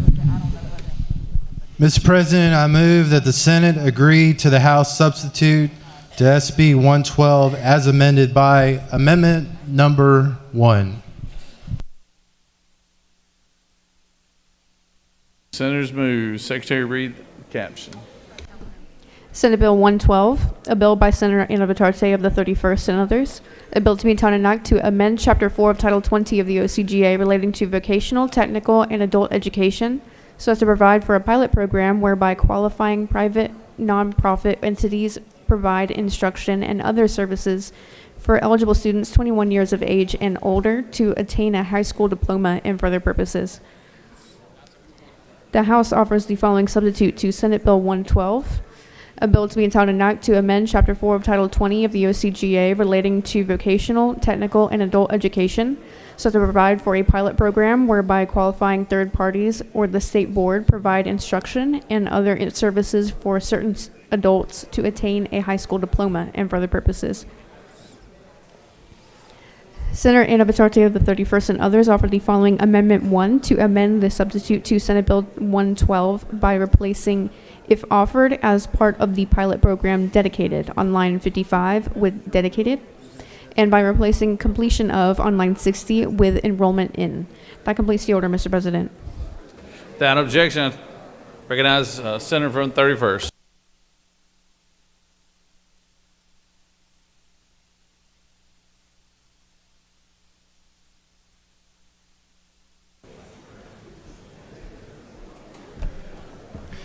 Thank you, Mr. President.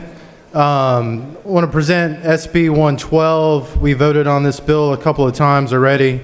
First off, I just want to thank a few people as we've taken on this bill. Originally, in the original budget, Governor Kemp put $5 million, and this body just adopted a $2 million appropriation to fund the Workforce Excel Act across the state. We have some cleanup language on Amendment Number 1, just to upgrade what the House passed. And want to thank those from the senator from the 18th, the 29th, the senator from the 2nd, and I know I'm forgetting some others, the senator from the 15th, across Central, South, and West Georgia. And also want to thank a couple of our House members, also Representative Ron Stevens, and some other reps in the House. So, Mr. President, I will yield the well and ask for favorable consideration on this great bill. Thank you. Thank you, Senator. Does any other senator wish to speak for or against the measure? Chair hears none.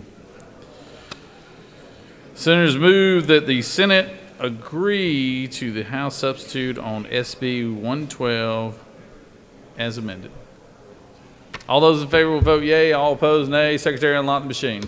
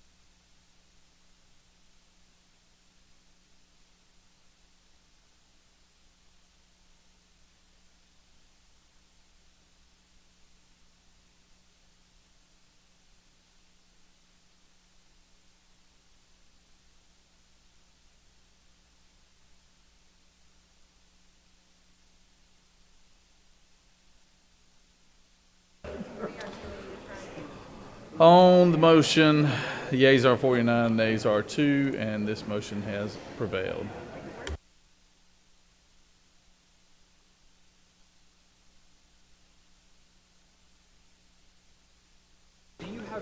Recognize the senator from the 23rd for a motion.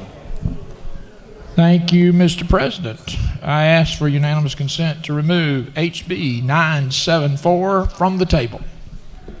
Senators ask that HB 974 be taken from the table. Secretary, read the caption.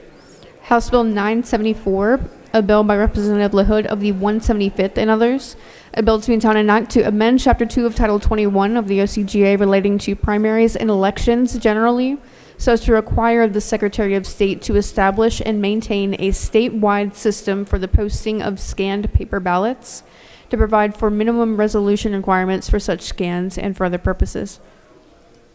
The Senate Committee on Ethics recommends that this bill do pass by substitute. Respectfully submitted, Senator Burns of the 23rd District Chairman.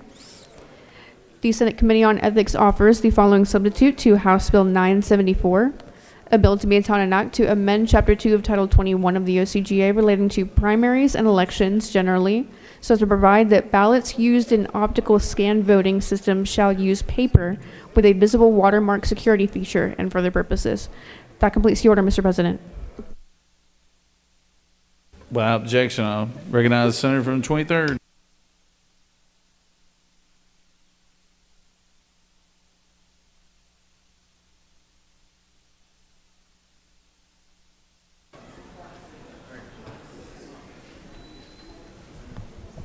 Thank you, Mr. President. Colleagues, this is the mellow me. I got a little animated in the last bill. I want to make sure you understand what House Bill 974 does. This is a good bill from our colleagues in the House. It deals with a number of issues. I'll quickly walk through the sections, and I'm happy to take questions. It's really a combination of three House bills. Originally, House Bill 974, House Bill 976, and House Bill 977 were all integrated into this one bill. The first two sections deal with visible security marks or visible security features. Right now, there are security features on our ballots, but they're not visible. They can only be seen with a blue light. We'd like for every voter to know that they're dealing with an authentic ballot that has a visible security mark. That's sections 1 and 2. Section 3 and 4 deal with an expansion of a pilot program to make it permanent so that scanned ballot images are available to every citizen of Georgia electronically. Section 3 enhances the resolution of absentee ballots to 600 dots per inch. Section 4 requires that these ballot images be at least 200 dots per inch, because that's where we are right now technologically. We want to increase that. And they have to be posted by 5 p.m. on the second Friday following Election Day. That means every elector in Georgia can view every ballot cast. Section 5 deals with risk-limiting audits and enhancing the ability for us to conduct risk-limiting audits. Currently, that is the gold standard for verifying that our elections are accurate. Currently, the probability suggests that we need to be within 10% of the tabulation to be considered correct. We are enhancing that. In 2024, it must be reduced to 8%, in 26 to 6%, and in 28, it needs to be 5% or less. It also deals with ensuring that at least 2 ballots are subjected, or 2 contests are subjected to risk-limiting audits. The top of ballot race in a presidential year, that would be the presidential race. And then in a non-presidential year, it would be a selection of either statewide races, federal races, or local races. But a top of ballot race and then 1 statewide contest. That could be the governor, the lieutenant governor, the secretary of state, the attorney general, the school superintendent, the commissioner of insurance, the commissioner of agriculture, the commissioner of labor. Also statewide races for Supreme Court, Court of Appeals, and Public Service Commission.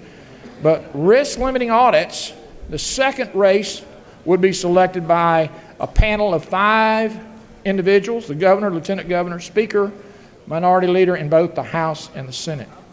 And then finally, local election officials, and many of them do this already.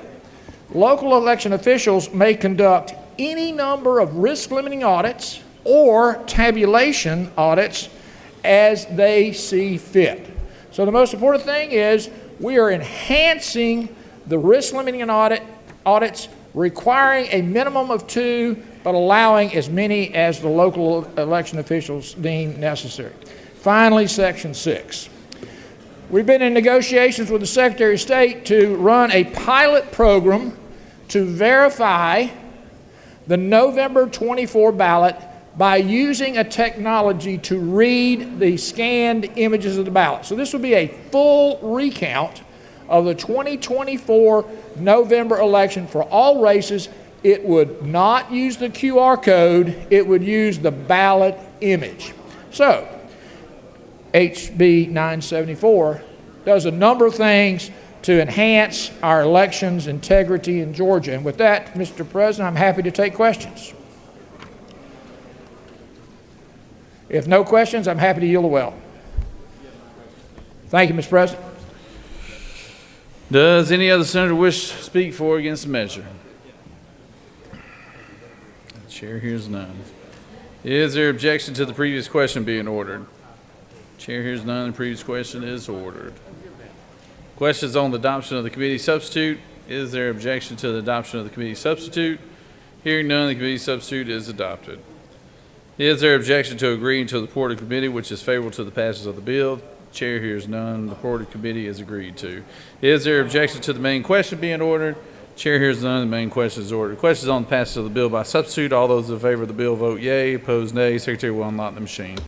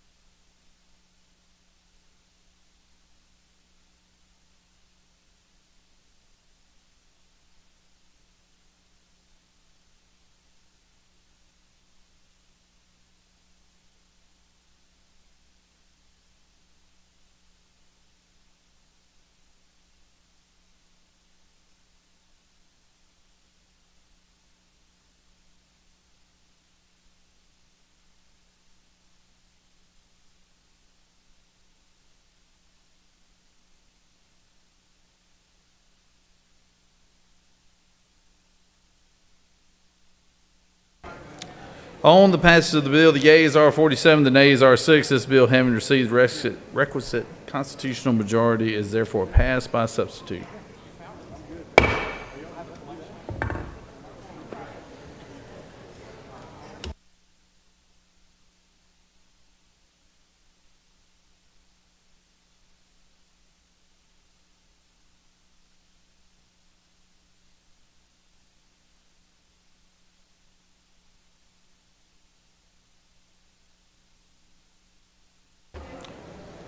Recognize the senator from the 24th for motion. Mr. President, I ask for the House Bill 825 be removed from the table, lifted from the table, and to a greater, higher place. Senators move that HB 825 be taken from the table. Secretary, read the caption. House Bill 825, a bill by Representative Fleming of the 125th and others, a bill to be entitled an act to amend Chapter 23 of Title 47 of the OCGA relating to the judicial retirement system, so as to require certain counties that comprise single county judicial circuits to supplement the retirement benefits paid to the circuit superior court judges and district attorneys for further purposes. The Senate Committee on Retirement recommends that this bill do pass. Respectfully submitted, Senator Williams of the 25th District Chairman. Additionally, Senator Brass of the 28th and others offered the following Amendment 1 to amend House Bill 825 by inserting after line 3 the following: to permit the state court judges of Fulton County to participate in such county's defined contribution plan by renumbering sections 1 through 3 as sections 2 through 4 respectively, by inserting after line 6 the following: Section 1, Chapter 23 of Title 47 of the OCGA relating to the judicial retirement system is amended by revising Code Section 472350 and for other purposes. Additionally, there is an auditor's certification attached. That completes the order, Mr. President. Without objection, I recognize the senator from the 24th to speak to the measure.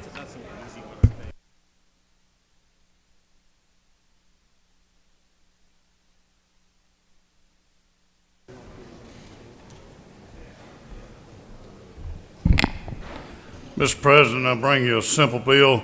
This is just a bill for basically for our DA back home in Columbia County, and it's a requirement that the county makes a retirement supplement to our district attorney. It's no state money involved in it. I ask you for your vote, and I got a friendly amendment from the senator from the 28th, and he'll speak on that. Thank you. Vote green. Senator is yielded. Recognize senator from the 28th. Speak to his amendment.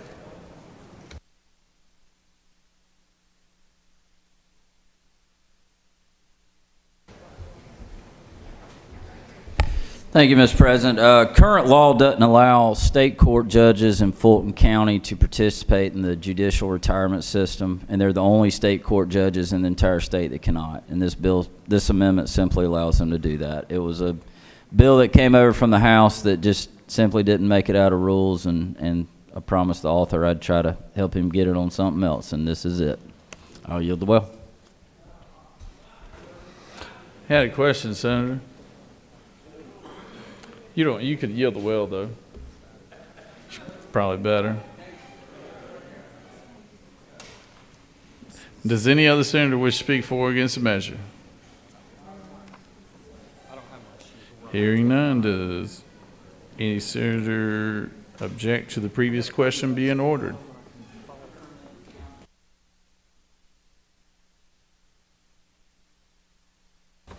Question on the adoption of Amendment 1, authored by the senator from the 28th. Is there objection to adoption of Amendment 1?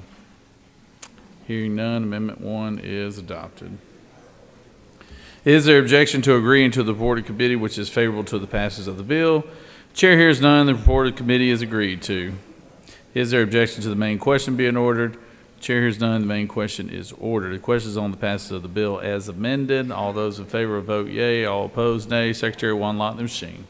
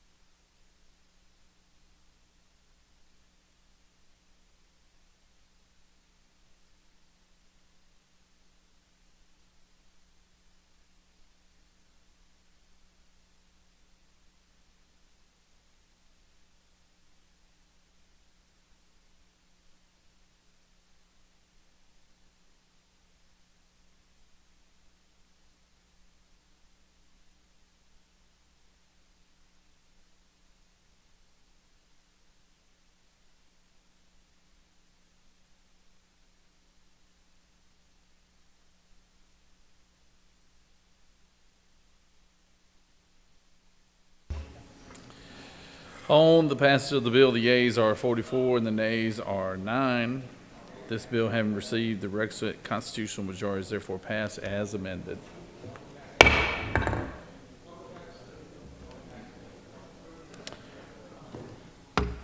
Moving on to House Bill 1231. Recognize the chairman from the 21st. Thank you, Mr. President. I ask unanimous consent to remove House Bill 1231 from the table. Chairman has asked that House Bill 1231 be removed from the table. Secretary, read the caption. House Bill 1231, a bill by Representative Holcomb of the 81st, a bill to be entitled an act to amend Code Section 23519.2 of the OCGA relating to eligibility requirements for a Hope Scholarship and award amount, to allow academically successful students who are concurrently seeking a baccalaureate degree and a first professional degree to use the full number of hours of Hope Scholarship eligibility and for the purposes. The Senate Committee on Higher Education recommends that this bill do pass by substitute. Respectfully submitted, Senator Hickman of the 4th District Chairman. The Senate Committee on Higher Education offers the following substitute to House Bill 1231, a bill to be titled an act to amend Code Section 23519.2 of the OCGA relating to eligibility requirements for a Hope Scholarship and award amount, to allow academically successful students who are concurrently seeking a baccalaureate degree and a first professional degree to use the full number of hours of Hope Scholarship eligibility and for the purposes. Additionally, Senator Jones of the 22nd and others offer the following Amendment 1 to amend the Senate Committee on Finance substitute to House Bill 1231 by replacing line 1 with the following: to amend Code Section 23411 of the OCGA relating to definitions regarding tuition equalization grants at private colleges and universities and for other purposes. That completes the order, Mr. President. Without objection, recognize the senator from the 21st. Thank you, Mr. President. This bill, HB 1231, deals with the Hope Scholarship, and really it does two things. One, it allows undergraduate students to take graduate classes and receive the Hope Scholarship for those graduate classes if they have to pay the difference between the cost of the undergraduate rate and the graduate rate. And then number two, it makes the Hope Scholarship eligible for foster care children that are in the foster care program up to age 28, and they, for the first 30 hours, they do not have to have a 3.0, but after that they have to have a 3.0 to keep the Hope. What they have to do to get the Hope Scholarship for the first 30 hours, they have to meet the minimum requirements of that university. So if it's a 2.5 to get in Kennesaw State, that's what they have to do. And then after the first 30 hours, they have to maintain a 3.0 to keep the Hope Scholarship. It's a good bill to get our foster kids back and get them educated and get them employed. Mr. President, if there are no questions, I'll yield the well. You have no questions, Senator. All right, thank you. Recognize the senator from the 22nd. Speak to the amendment.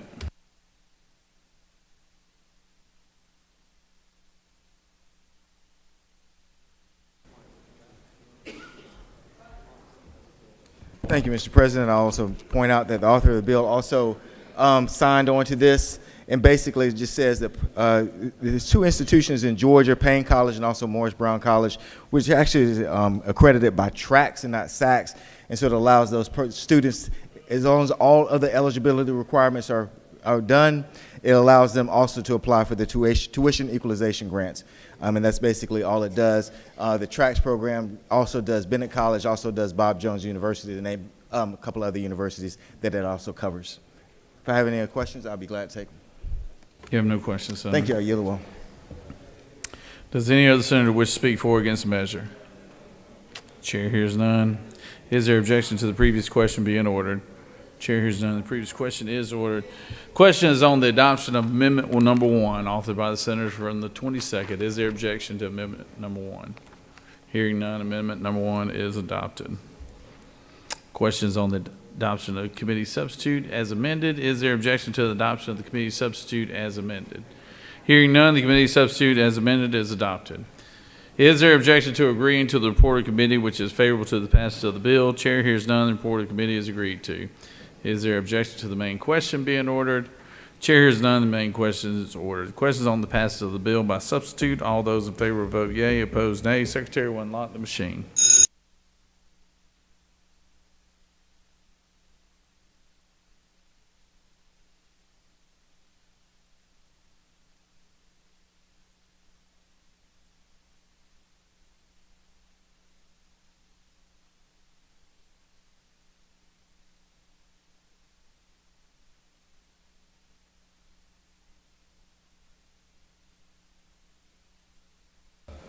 Senator from the 28th, what purpose do you rise? Parliamentary inquiry. State your inquiry. Did we just waste time on a bill that's going to get vetoed? I don't know. I think everybody's for the foster children of Georgia. Follow-up parliamentary inquiry. State your inquiry.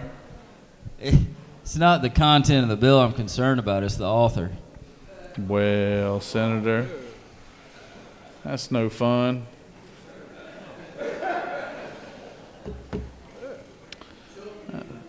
That's no fun.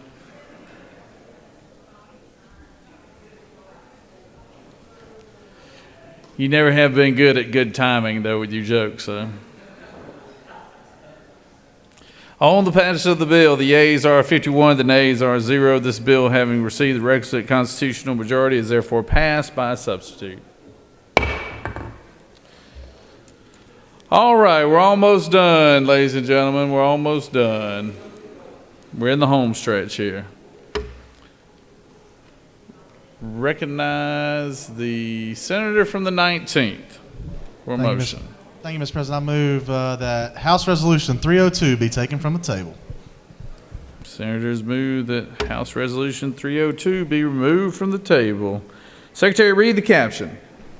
House Resolution 302, a resolution by Representative Camp of the 135th and others, a resolution proposing an amendment to the Constitution so as to provide for the appropriation of funds received from certain legal judgments or settlements, to revise the disposition of excess, changed, or unanticipated federal funding allocated to the state and for other purposes.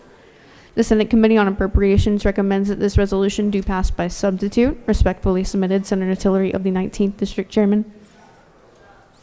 The Senate Committee on Appropriations offers the following substitute to House Resolution 302, a resolution proposing an amendment to the Constitution so as to revise the disposition of excess, changed, or unanticipated federal funding allocated to the state, to provide that funds received from certain legal judgments or settlements be paid into the general fund of the state treasury and for other purposes. Senator Dolezal of the 27th and others offered the following Amendment 1 to amend the Senate Committee on Appropriations substitute to House Resolution 302 by replacing line 19 with the following: General Appropriations Act or Supplementary Appropriations Act or Acts. Any federal funds received by the Department of Transportation shall be continually appropriated. Strike are hereby. That completes you. Additionally, we have Senator Dolezal of the 27th offers the following Amendment 1A to amend House Resolution 302 by inserting on a reimbursement basis after received on line 4. That completes the order, Mr. President. Without objection, I recognize the senator from the 19th. Speak to the measure.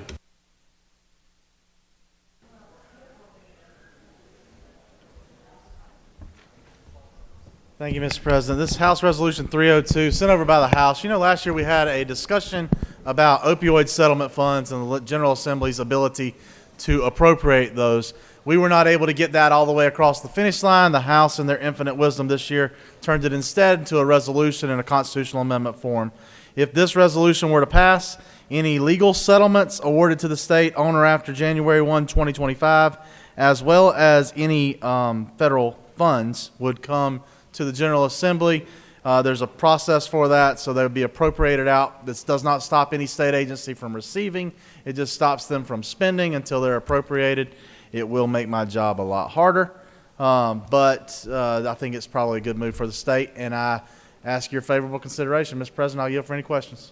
You have no questions, Senator. Thank you. I ask your favorable consideration of H.R. 302. Recognize the senator from the 27th. Speak to the amendments.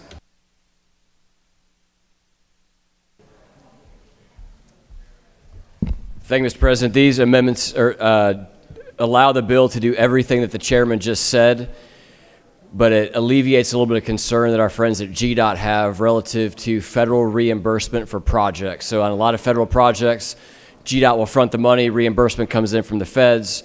This assumes that on those federal reimbursements that GDOT is receiving on projects that receive federal money, that they will be able to appropriate those funds internally without having to bring those to the General Assembly. Happy to answer any questions, Mr. President. If not, I yield the well. You have no questions, Senator. Does any other senator wish to speak for or against the measure? Is there objection to the previous question being ordered? Chair hears none. The previous question is ordered. All right. The question is on the adoption of the amendments. On Amendment 1A, authored by the chairman from the 27th. Is there objection to Amendment 1A? Hearing none, Amendment 1A is adopted. Questions on Amendment 1, authored by the chairman from the 27th. Is there objection to Amendment 1? Hearing none, Amendment 1 is adopted. Questions on the adoption of the committee substitute as amended? Is there objection to the adoption of the committee substitute as amended? Hearing none, the committee substitute is adopted.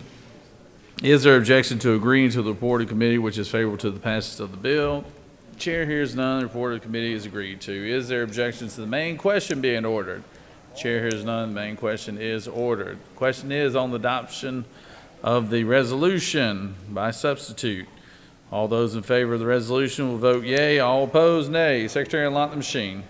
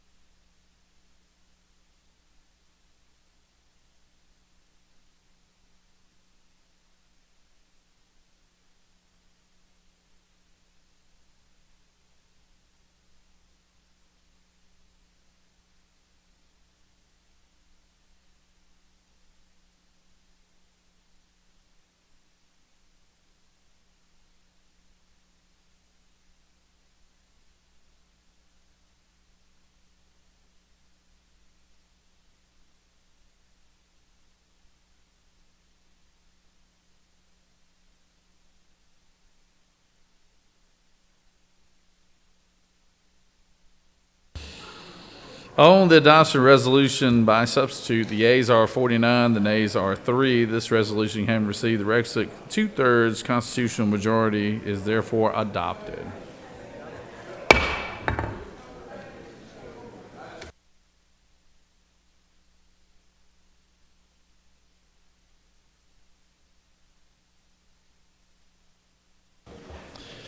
Recognize the senator from the 19th for a motion. Thank you, Mr. President. I move that the Senate agree to the Conference Committee report, to Senate Bill 73, number 2, Conference Committee report number 2. Secretary, read the caption. Conference Committee report on Senate Bill 73, number 2, by Senator Anna Batarte of the 31st and others. Committee of Conference substitute to Senate Bill 73, a bill to be titled an act to amend Titles 10 and 46 of the OCGA relating to commerce and trade and public utilities and public transportation, respectively, so as to revise provisions concerning advertisements and solicitations of certain professions and businesses and for other purposes. That completes the order, Mr. President. Without objection, and recognize the senator from the 19th.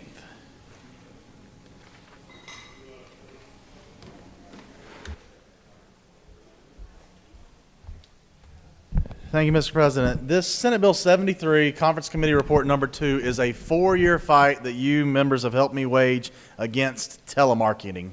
What this bill does is the same thing we passed over to the House. Well, actually, it changed pretty good bit in the House, sorry. It was what we passed to the House.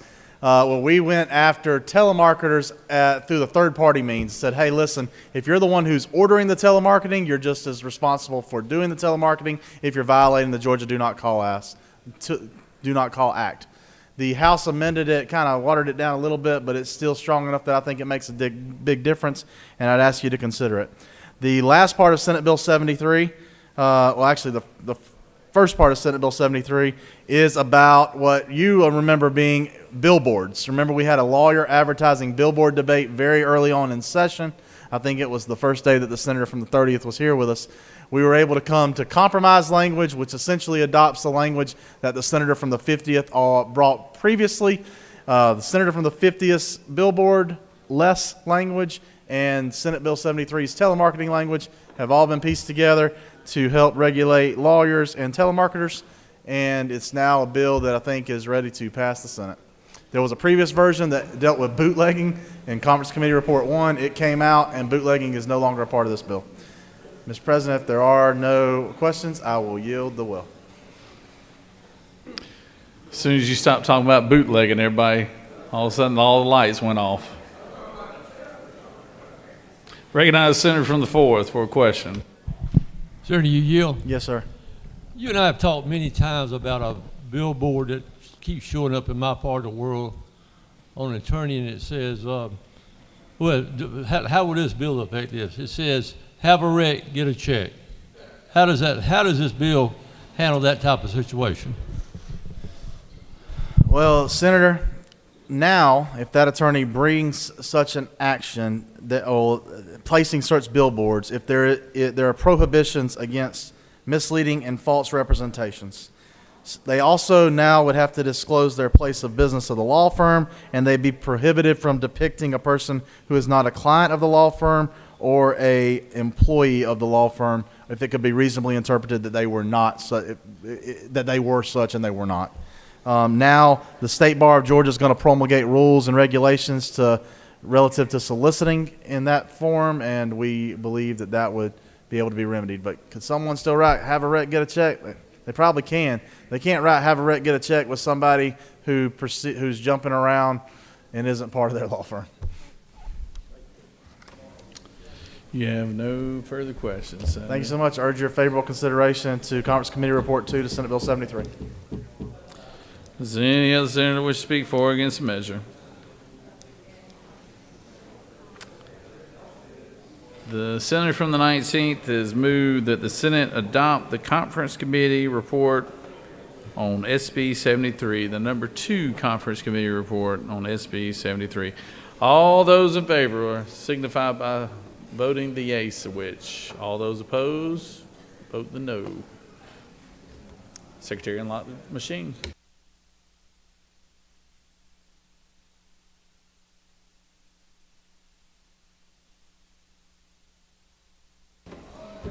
Senator from the 27th, what purpose do you rise? Parliamentary inquiry. State your inquiry. Mr. President, it is 5 minutes till 11, and I have a Holt-Rogers update for the chamber. Holt is still standing strong. Hey!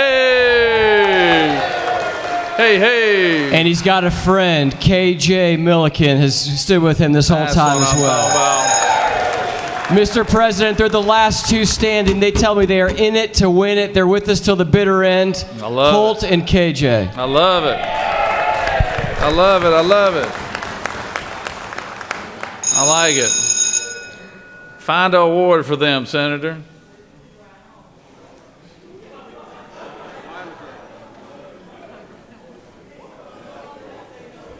I'm going to leave it up to you, Senator. You got to find them something. On the motion, the yeas are 50 and the nays are 3, and this Conference Committee report has passed, is adopted.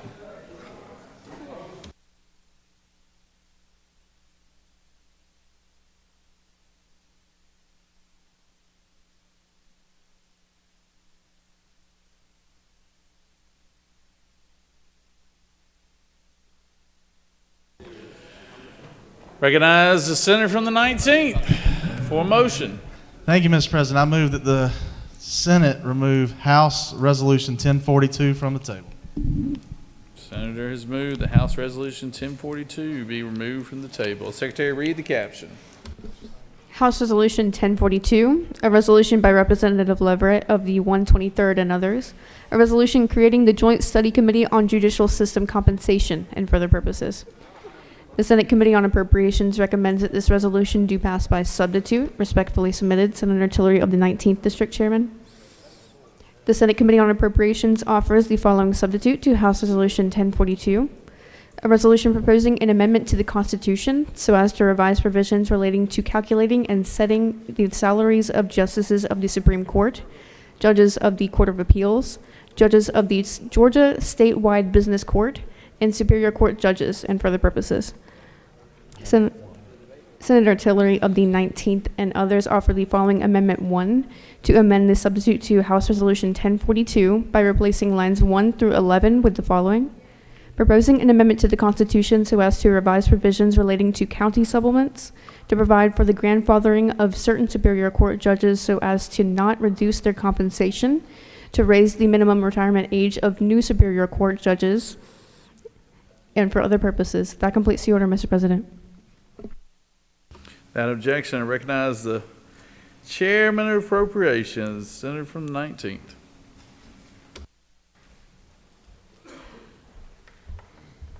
Thank you, Mr. President, members of the Senate. House Resolution 1042. came over to the Senate as a resolution to study judicial pay. Actually, other members of the judiciary, so public defenders, district attorneys, and others who may be in the field. This is a package deal. I think you'll hear from the senator from the 50th later on that we're also going to ask for unanimous consideration of House Bill 479 as well. There was a package that came over from the House after an 18-month study to adjust and raise judicial pay across the board. When it came to the Senate committee, I asked a question of legislative counsel as to whether or not we could adjust local supplements. There were three things that bothered me in that underlying bill. One was what I understand the argument made by judges, at least that came to me, was we have a disparate system that paid local supplements that varied upwards of $60,000 based on where a judge may live. So you may have a judge in East Georgia who made $221,000, where you had a judge in Southwest Georgia who made $165,000. The argument those judges presented and made a strong argument about was we do the same job, we have the same title, we're in the same class of courts. The disparate pay is not something that they felt was appropriate. In the pay package, there was a move by the Judicial Council to try to levy that out. And when they were leveling it out, they still left a local pay supplement disparity of 10%. That bothered me only not because of the pay itself, but because if we're going to move for parity, the same job for the same class of court, you still would have at least a 10% variance. And as I talked to legislative counsel, realized that, in fact, we could supersede that 10% with local bills each session. What I wanted to do is deal with this once and for all and be done with it. If we're going to tie judicial pay to the Northern District salary, which you'll see in Senate Bill 479 in just a second, we do. We needed to also go ahead and address the locality supplemental pay once and for all, not put you in the position to be brought back once again to address things each year with a local request. Legislative counsel gave me a letter, an opinion that you all are welcome to have that says that had to be in the Constitution. That's why we moved the judicial pay bill originally in Senate Appropriations over to House Resolution 1042. You may have heard from people back home about this over the past few days. Of course, I did, and we have been working tirelessly with our friends at the Judicial Council. Justice Peterson and Justice Bethel have been instrumental. Judge Harris, Judge Morse, Judge Guy, they've been instrumental. And our friends on the Court of Appeals have also been very instrumental in helping us just keep this understanding what changes we made. Of course, it's, as you know, if a bill comes to the legislature, there are going to be changes. Always are. No package that I even know, even the Speaker's House Bill 1013 years ago, makes it through here without some type of a change. But we want to do the best we could to explain those changes and why we thought those changes were necessary each and every time. The local pay supplement change I felt was necessary, again, because of the letter from Legislative Counsel. In working this out today, we've been able to come to a compromise. House Resolution 1042 only says the local supplement language and a piece at the end that takes and adjusts retirement. The appellate bench brought a retirement piece earlier this year to lower their retirement age from 65 to 60, again seeking parity, much like the Superior Court judges were seeking with pay parity in their Judicial Council report. The Senate Appropriations Committee found that parity did need to exist, but we found that parity would probably be best to exist because of actuarial tables in reverse, not bring folks down. Folks are working past 65 and past 70 even nowadays, thanks to what we've seen of record high inflation. So we said if we're going to adjust the retirement age for parity, we probably should take the lower ones up, not the higher ones down, and that's done in this constitutional amendment as well. There will be a Senate bill that comes afterwards that adjusts judicial pay. It will have some of this same exact language in it again. If the judges and Judicial Council are correct that the constitutional amendment's not needed, then it's simply superfluous. If they are wrong and it is needed, then we have it passed. The question on the ballot to voters is not meant to be confusing. It's not meant to be misleading. It simply asks how the Constitution of Georgia be amended so as to revise procedures for calculating the compensation for Superior Court judges and provide that such judges shall primarily be paid by state and not county governments, and raise the retirement age of Superior Court judges taking office as of July 1, 2025. So if you get elected in November, you probably still will fall under the old system by the constitutional amendment. I need to say thank you to a few folks. I've already talked to the folks at, I was talked about the folks we work with on the judicial branch. Senator from the 50th, it would have been absolutely impossible to not work this deal out without working with him, and appreciate also the senator from the 17th for his guidance to help land this plane where it is now. Mr. President, thank you for allowing me to present this bill to the body, and if there are no questions, I will yield the well. You do have one question, Senator. Sure. Recognize the senator from the 26th.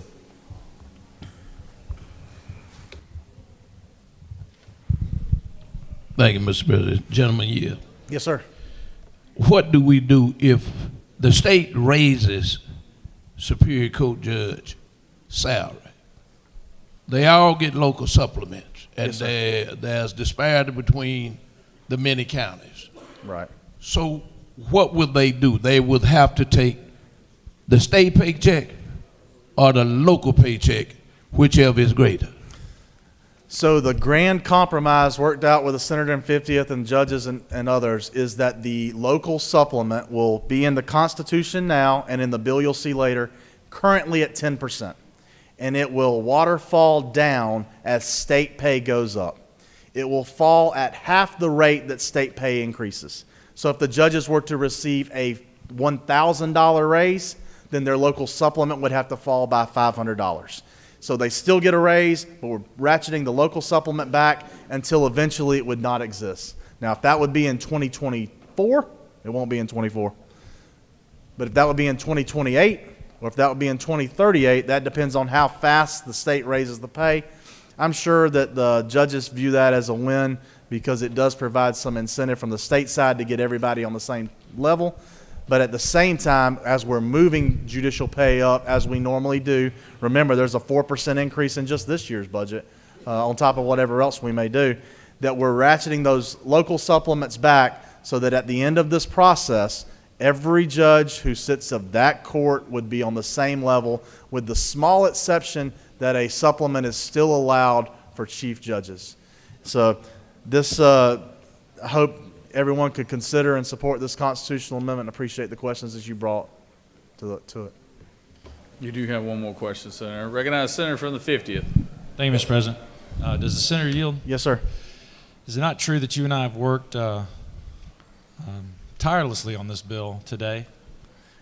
This might be the hardest bill I've worked on this weekend, surprisingly. But is it not true that based on the work that we've put in and the conversations we've had with our constituents, judges, and our colleagues, that H.R. 1042 and SB 479, as amended, that we both agreed to, both are good bills for the people of Georgia and that have both your and my support? Yes, sir, that's absolutely true. And thank you for including the portions on this constitutional amendment concerning retirement age and county supplements in your bill that we later on will hopefully unanimously approve, or at least overwhelmingly approve as well. I have no further questions, Senator. Thank you, Senators. I do need your help on this one. I ask that you favorably report the substitute as amended for House Resolution 1042. Senator from the 26th, what purpose do you rise? Parliamentary inquiry, Mr. State your President. inquiry. Mr. President, we have not got an agreement on appropriations. If we leave here tonight without an agreement, what makes us think that we will get an agreement by Thursday? I think it's a legitimate question, but we've got both appropriations chairs in the room with us right now, and I think they're getting real close. All right, Mr. President, I'm looking at your wisdom. Well, I appreciate it. You're just going to have faith, Senator.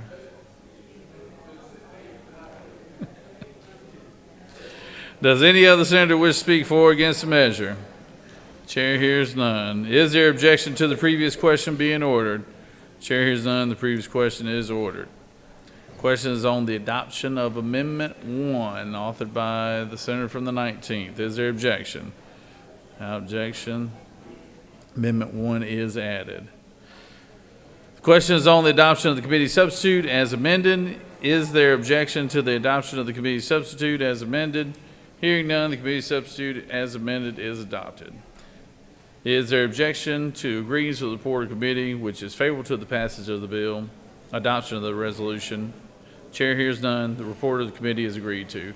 Is there objection to the main question being ordered? Chair hears none. The main question is ordered. The question is on the adoption of the resolution by substitute. All those in favor will vote yea. All opposed, nay. Secretary will unlock the machine.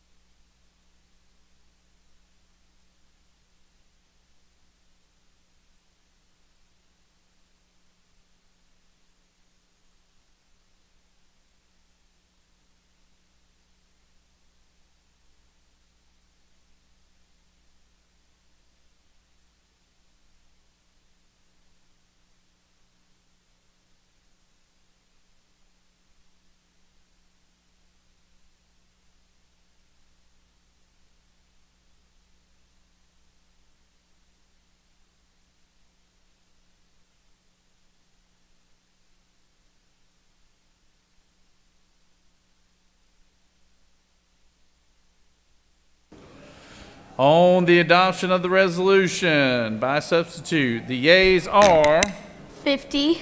and the nays are 1. And this resolution, having received the requisite constitutional majority, is therefore adopted by substitute. You can get it too. You get it too. You get it too. All right, all right. Give these young men a round of applause. Hey, come here, guys. Come here, guys. Come here. Come here. I want y'all to tell your mom and dad that y'all won a kickball tournament while y'all here too, all right? Here we go. Take that too. Thank you. Good job, guys. You take that trophy. Yeah, you take it. It don't mean much.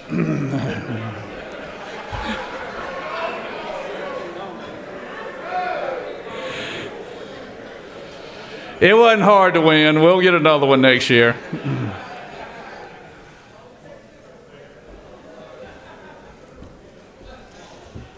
All right.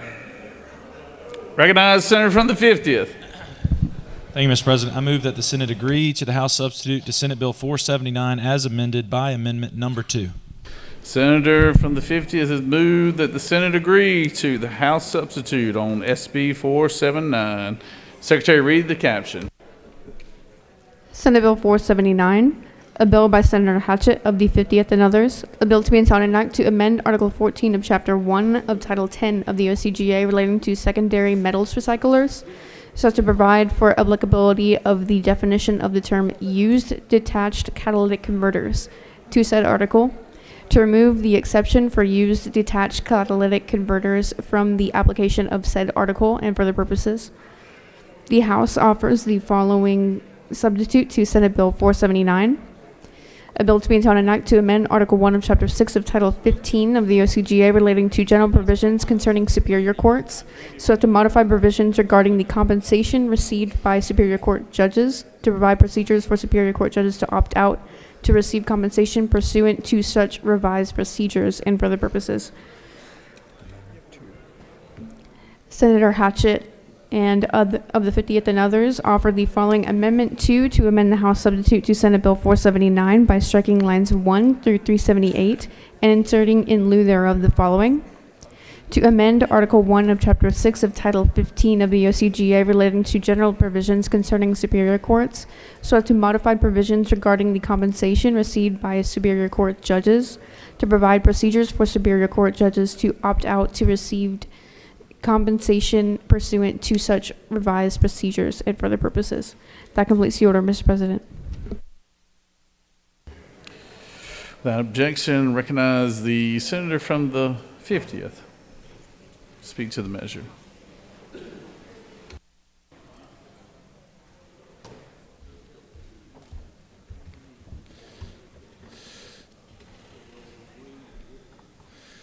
Thank you, Mr. President. I rise to present to you Senate Bill 479, which is a bill that I'm sure you've gotten several calls about. What this bill seeks to do is move Georgia towards a system where judges' pay is more uniform across the state and not riddled with anomalies and inconsistencies as a 2016 study found. Just for brief background, the state of Georgia is divided into 50 judicial circuits, and most consist of multiple counties, but there are some single county circuits. Currently, Superior Court judges have two sources of compensation: the state compensation and then the local subsidies. If you just look at state compensation right now, Georgia ranks 49th out of 50 across the entire United States in judicial pay. When you add local supplements, there's a range from 45th all the way up to the 5th as far as average pay for Superior Court judges. What we are doing with this bill is we are taking the burden off of the locals. We're going to say, hey, these are state officials. We're going to pay them with state dollars, and we're trying to make it uniform across the state. One thing that was brought to my attention that some judges, a majority of their pay comes from a local supplement. Well, the county that pays their local supplement oftentimes litigates in front of them. As you can see, that's somewhat of a conflict when you're having to decide important matters and your livelihood rests on the shoulders of the county that you're deciding on deciding a case with. This is a compromise that we've reached. I want to thank the senator from the 19th, and along with the constitutional amendment we just passed, this will set the pay that we're going to pay Superior Court judges, and then it also allows for a 10% local supplement that will, as the senator from the 19th said, waterfall down towards zero over time. This will hopefully make pay for Superior Court judges uniform throughout the state of Georgia for years to come. And, Mr. President, I'm happy to yield for questions. You have no questions, Senator. Thank you, Mr. President. I ask for your favorable consideration. And I yield. Senator from the 46. Sorry, will the senator yield? Yes. Okay, am I right that the bill that is before us is Amendment 2? That is correct. I'm just reading. Okay, so I've got a couple of questions if you'll yield. Tell us about the bingo. I mean, this includes electronic bingo, which we're just back to COAMs again. They're slot machines. How are those in any way germane to judicial pay? So, to my friend from the 46, that is a piece that was added.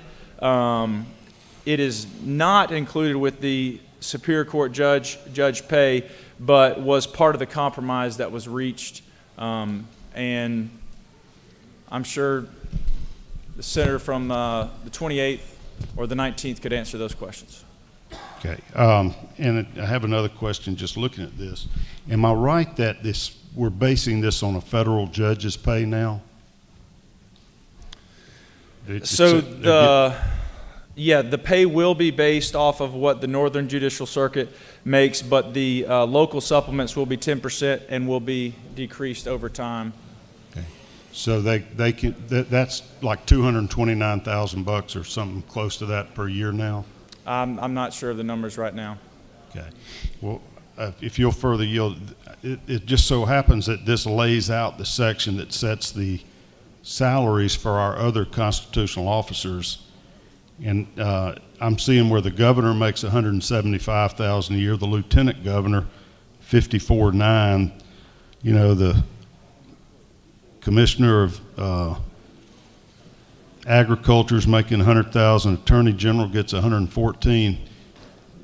That just seems so out of whack. I mean, why are we going to pay our appellate judges more than these other constitutional officers? Is that any consideration given to that? So this bill has nothing to do with the governor's salary. I'm sure that, or the other constitutional officers. This was in response to a 2016 study committee that we did on judicial pay, and then an 18-month study from all judicial pay and a comparison to other states. I know a lot of time and work and energy has gone into this, and as far as the other considerations, we're not trying to raise anyone else's pay. It just puts a conservative lawyer like me in a real bad spot. I've either got to vote for gambling that we just spent an hour voting against, or vote against raising the judge's pay. Mr. President, our parliamentary inquiry. State your inquiry. I'd like a ruling on the germaneness of the sections of this bill starting on page 16, section 1.6, to the conclusion that deals with electronic bingo and issues other than judicial pay. We'll take that up when all the spokespeople, people offering the amendments and the ones speaking in the well get done. Thank you, Mr. President. Thank you, Mr. President. I'll yield the well. Senator from the 26th, do you have a question or did you have a statement, parliamentary inquiry? Parliamentary inquiry. Mr. State President. inquiry. What about the studies for legislators? We talking about giving everybody a pay raise, and here we are going on 12 o'clock, and here we are. What about studies on legislators where we fall with all the legislators in the country? Senator, you're free to amend any bill you want to. Hey, Mr. President, you know that's hard to amend something when nobody's doing the study to tell us what we got. I got to tell them to talk to you more often, Senator. Recognize Senator from the 28th.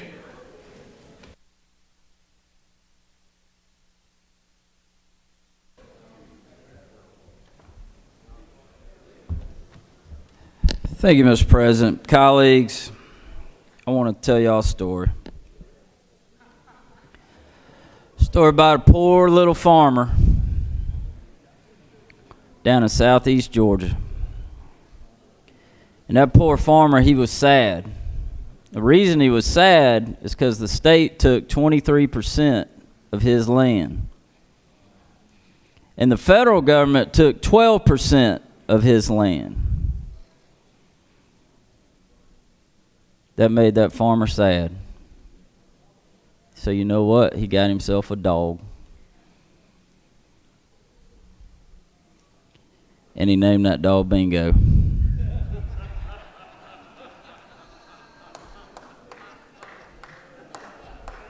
But hold on, because it gets even sadder. See, Bingo gave him hope. Bingo gave this poor farmer who's lost his land, gave him hope. But poor Bingo died. He died a tragic death. Got run over by a train. So he got himself a new dog. Because he wanted new hope. And he named him Judge. This is the bingo bill. I checked, it's germane, in my humble opinion. And I urge your favorable consideration. Give McIntosh County hope.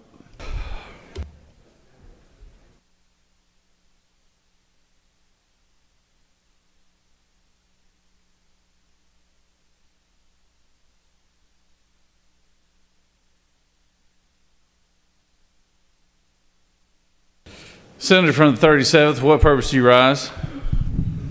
Parliamentary inquiry, Mr. President. State your inquiry.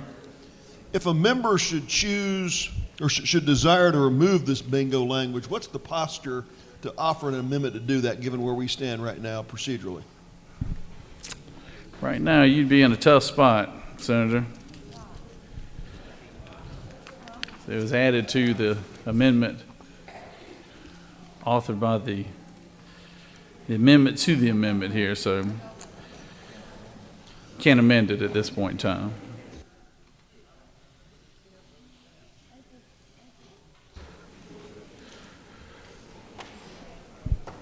Senator, you want to close debate?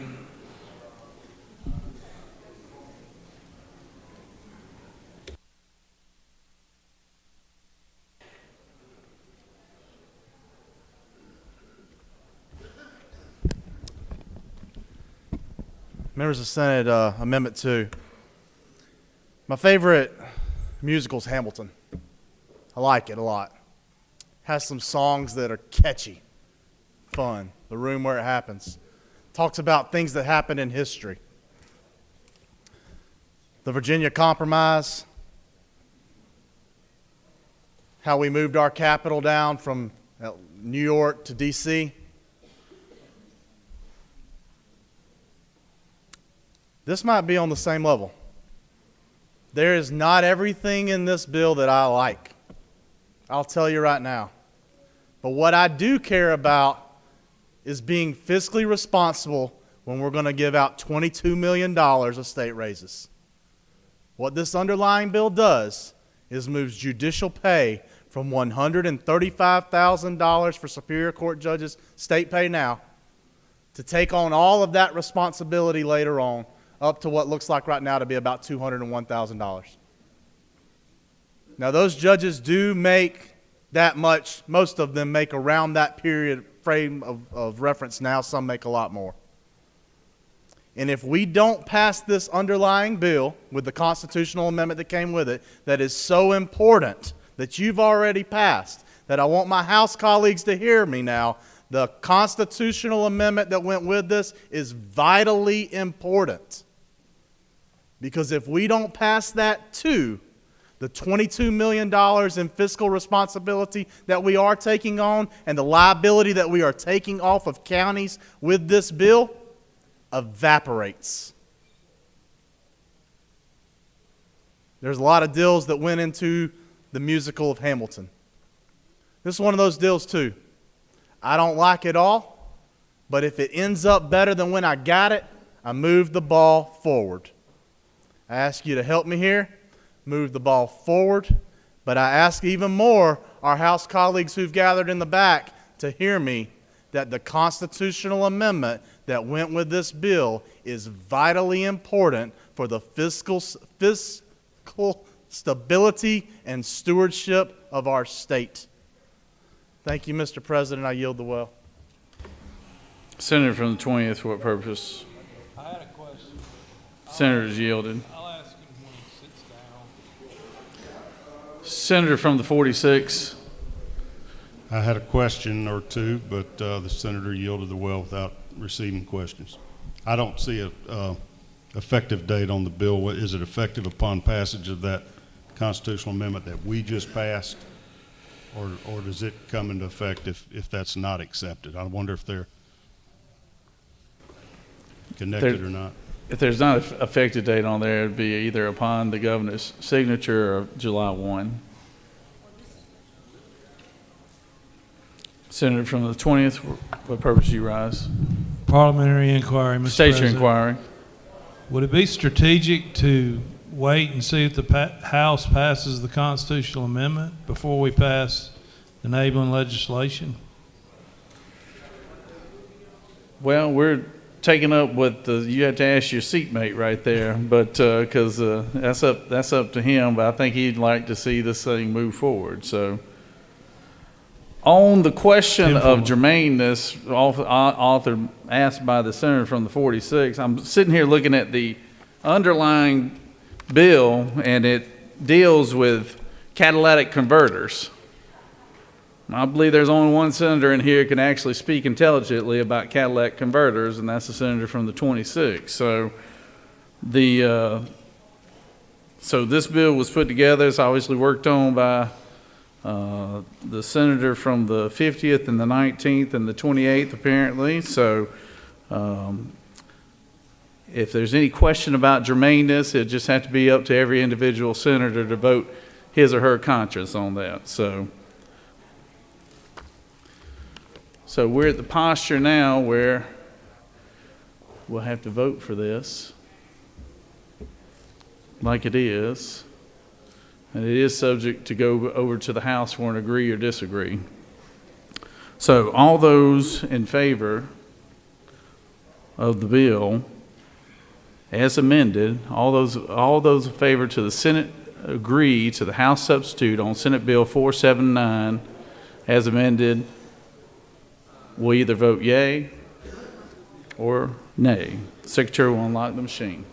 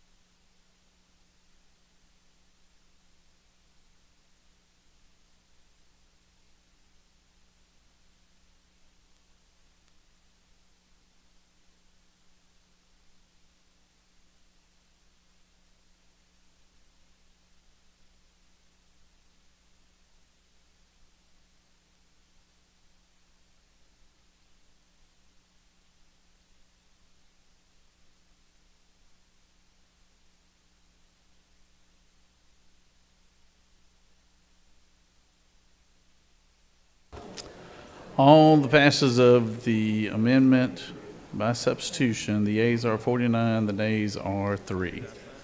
So the amendment has prevailed.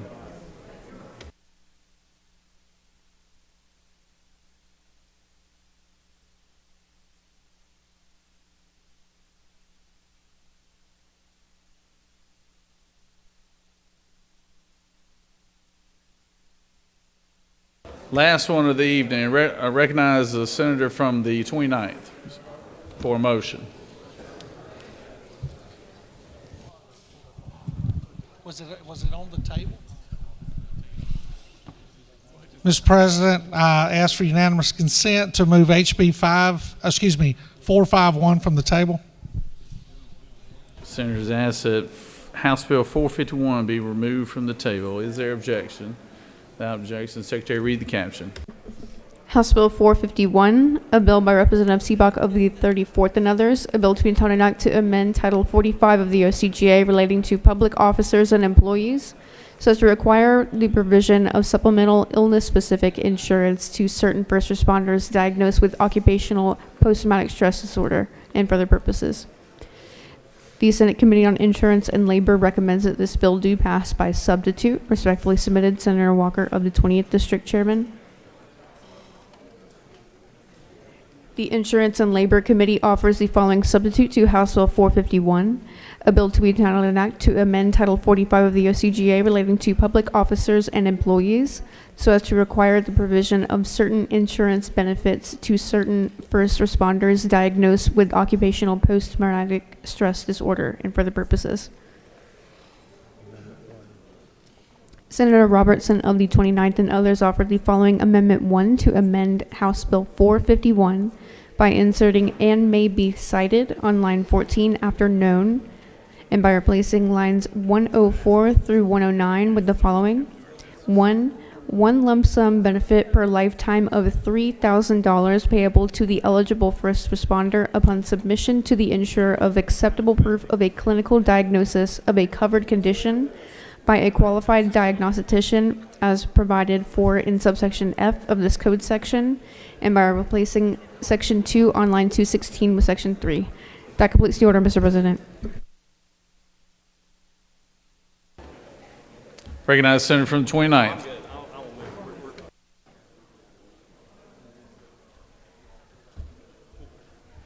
Thank you, Mr. President. Colleagues, there have been some lighthearted moments over the last few minutes in this evening. Sadly, I'm going to end it on something not so lighthearted. On October 20th, 2018, Antoine Toney, a police officer with the Gwinnett County Police Department, along with his zone partner, Ashley Wilson, who is in the gallery tonight, responded to a suspicious vehicle call at 3 p.m. in the afternoon in front of an elementary school. This was what many people would consider a routine call. As they exited their vehicle, Officer Toney, as he approached the vehicle, was shot multiple times by an individual inside the vehicle through the window, through the glass. He was struck 7 times.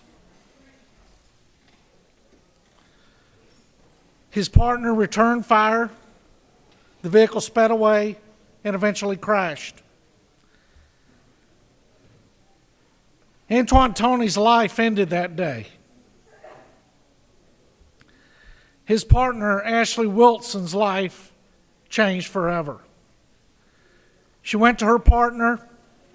She applied tourniquets. She applied chest wound packing. She started CPR and defib in an attempt to save her partner's life.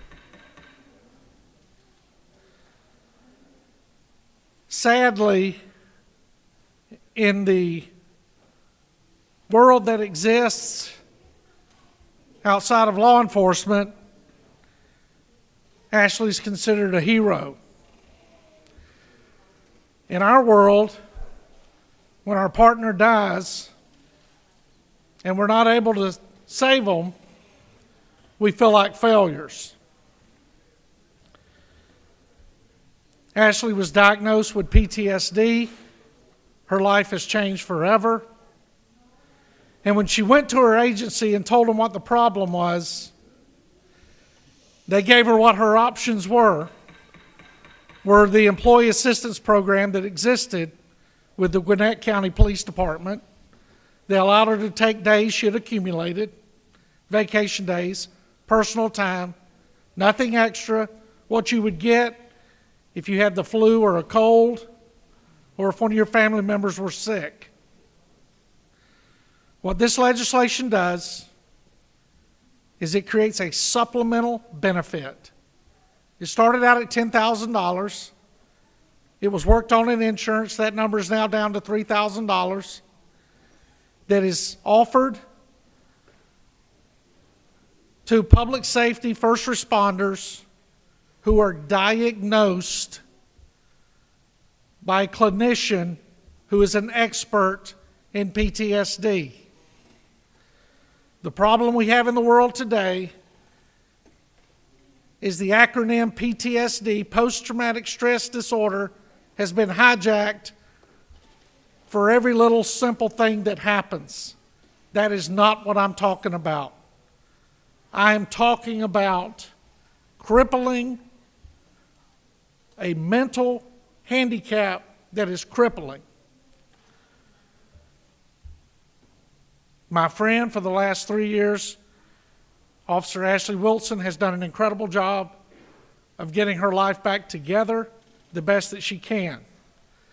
I want to thank the chairman from the 20th for the work he did on this. The amendment on this bill removed some language that was put in there in insurance that was thought to be helpful. It's a friendly amendment, but I ask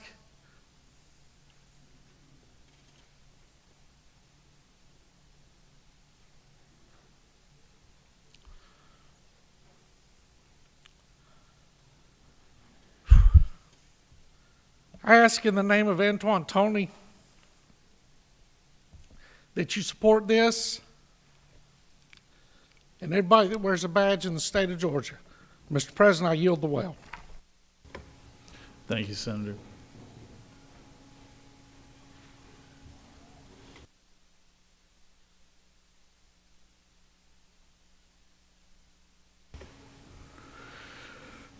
Does any other senator wish to speak for or against the measure? Chair hears none. Is there objection to the previous question being ordered? Chair hears none. The previous question is ordered. The amendment authored by the senator from the 29th that he spoke of in the well, take up Amendment 1. Is there objection to Amendment 1? Without objection, Amendment 1 is adopted. Questions on the adoption of the committee substitute as amended? Is there objection to the adoption of the committee substitute as amended? Hearing none, the committee substitute as amended is adopted. Is there objection to agreeing to the report of committee which is favorable to the passage of the bill? Chair hears none. The report of the committee is agreed to. Is there objection to the main question being ordered? Chair hears none. The main question is ordered. Questions on the passage of the bill by substitute. All those in favor of the bill vote yea. Opposed, nay. Secretary will unlock the machine.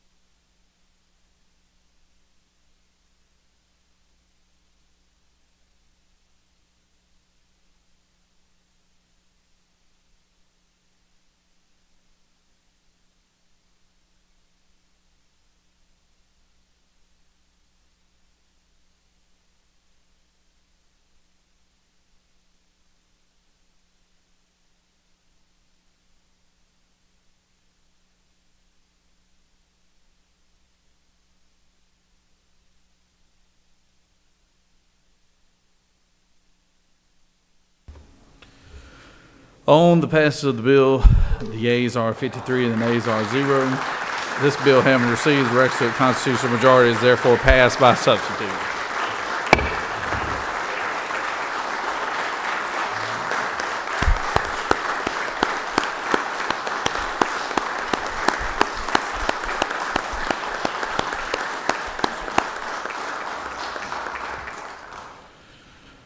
Well done, Senator.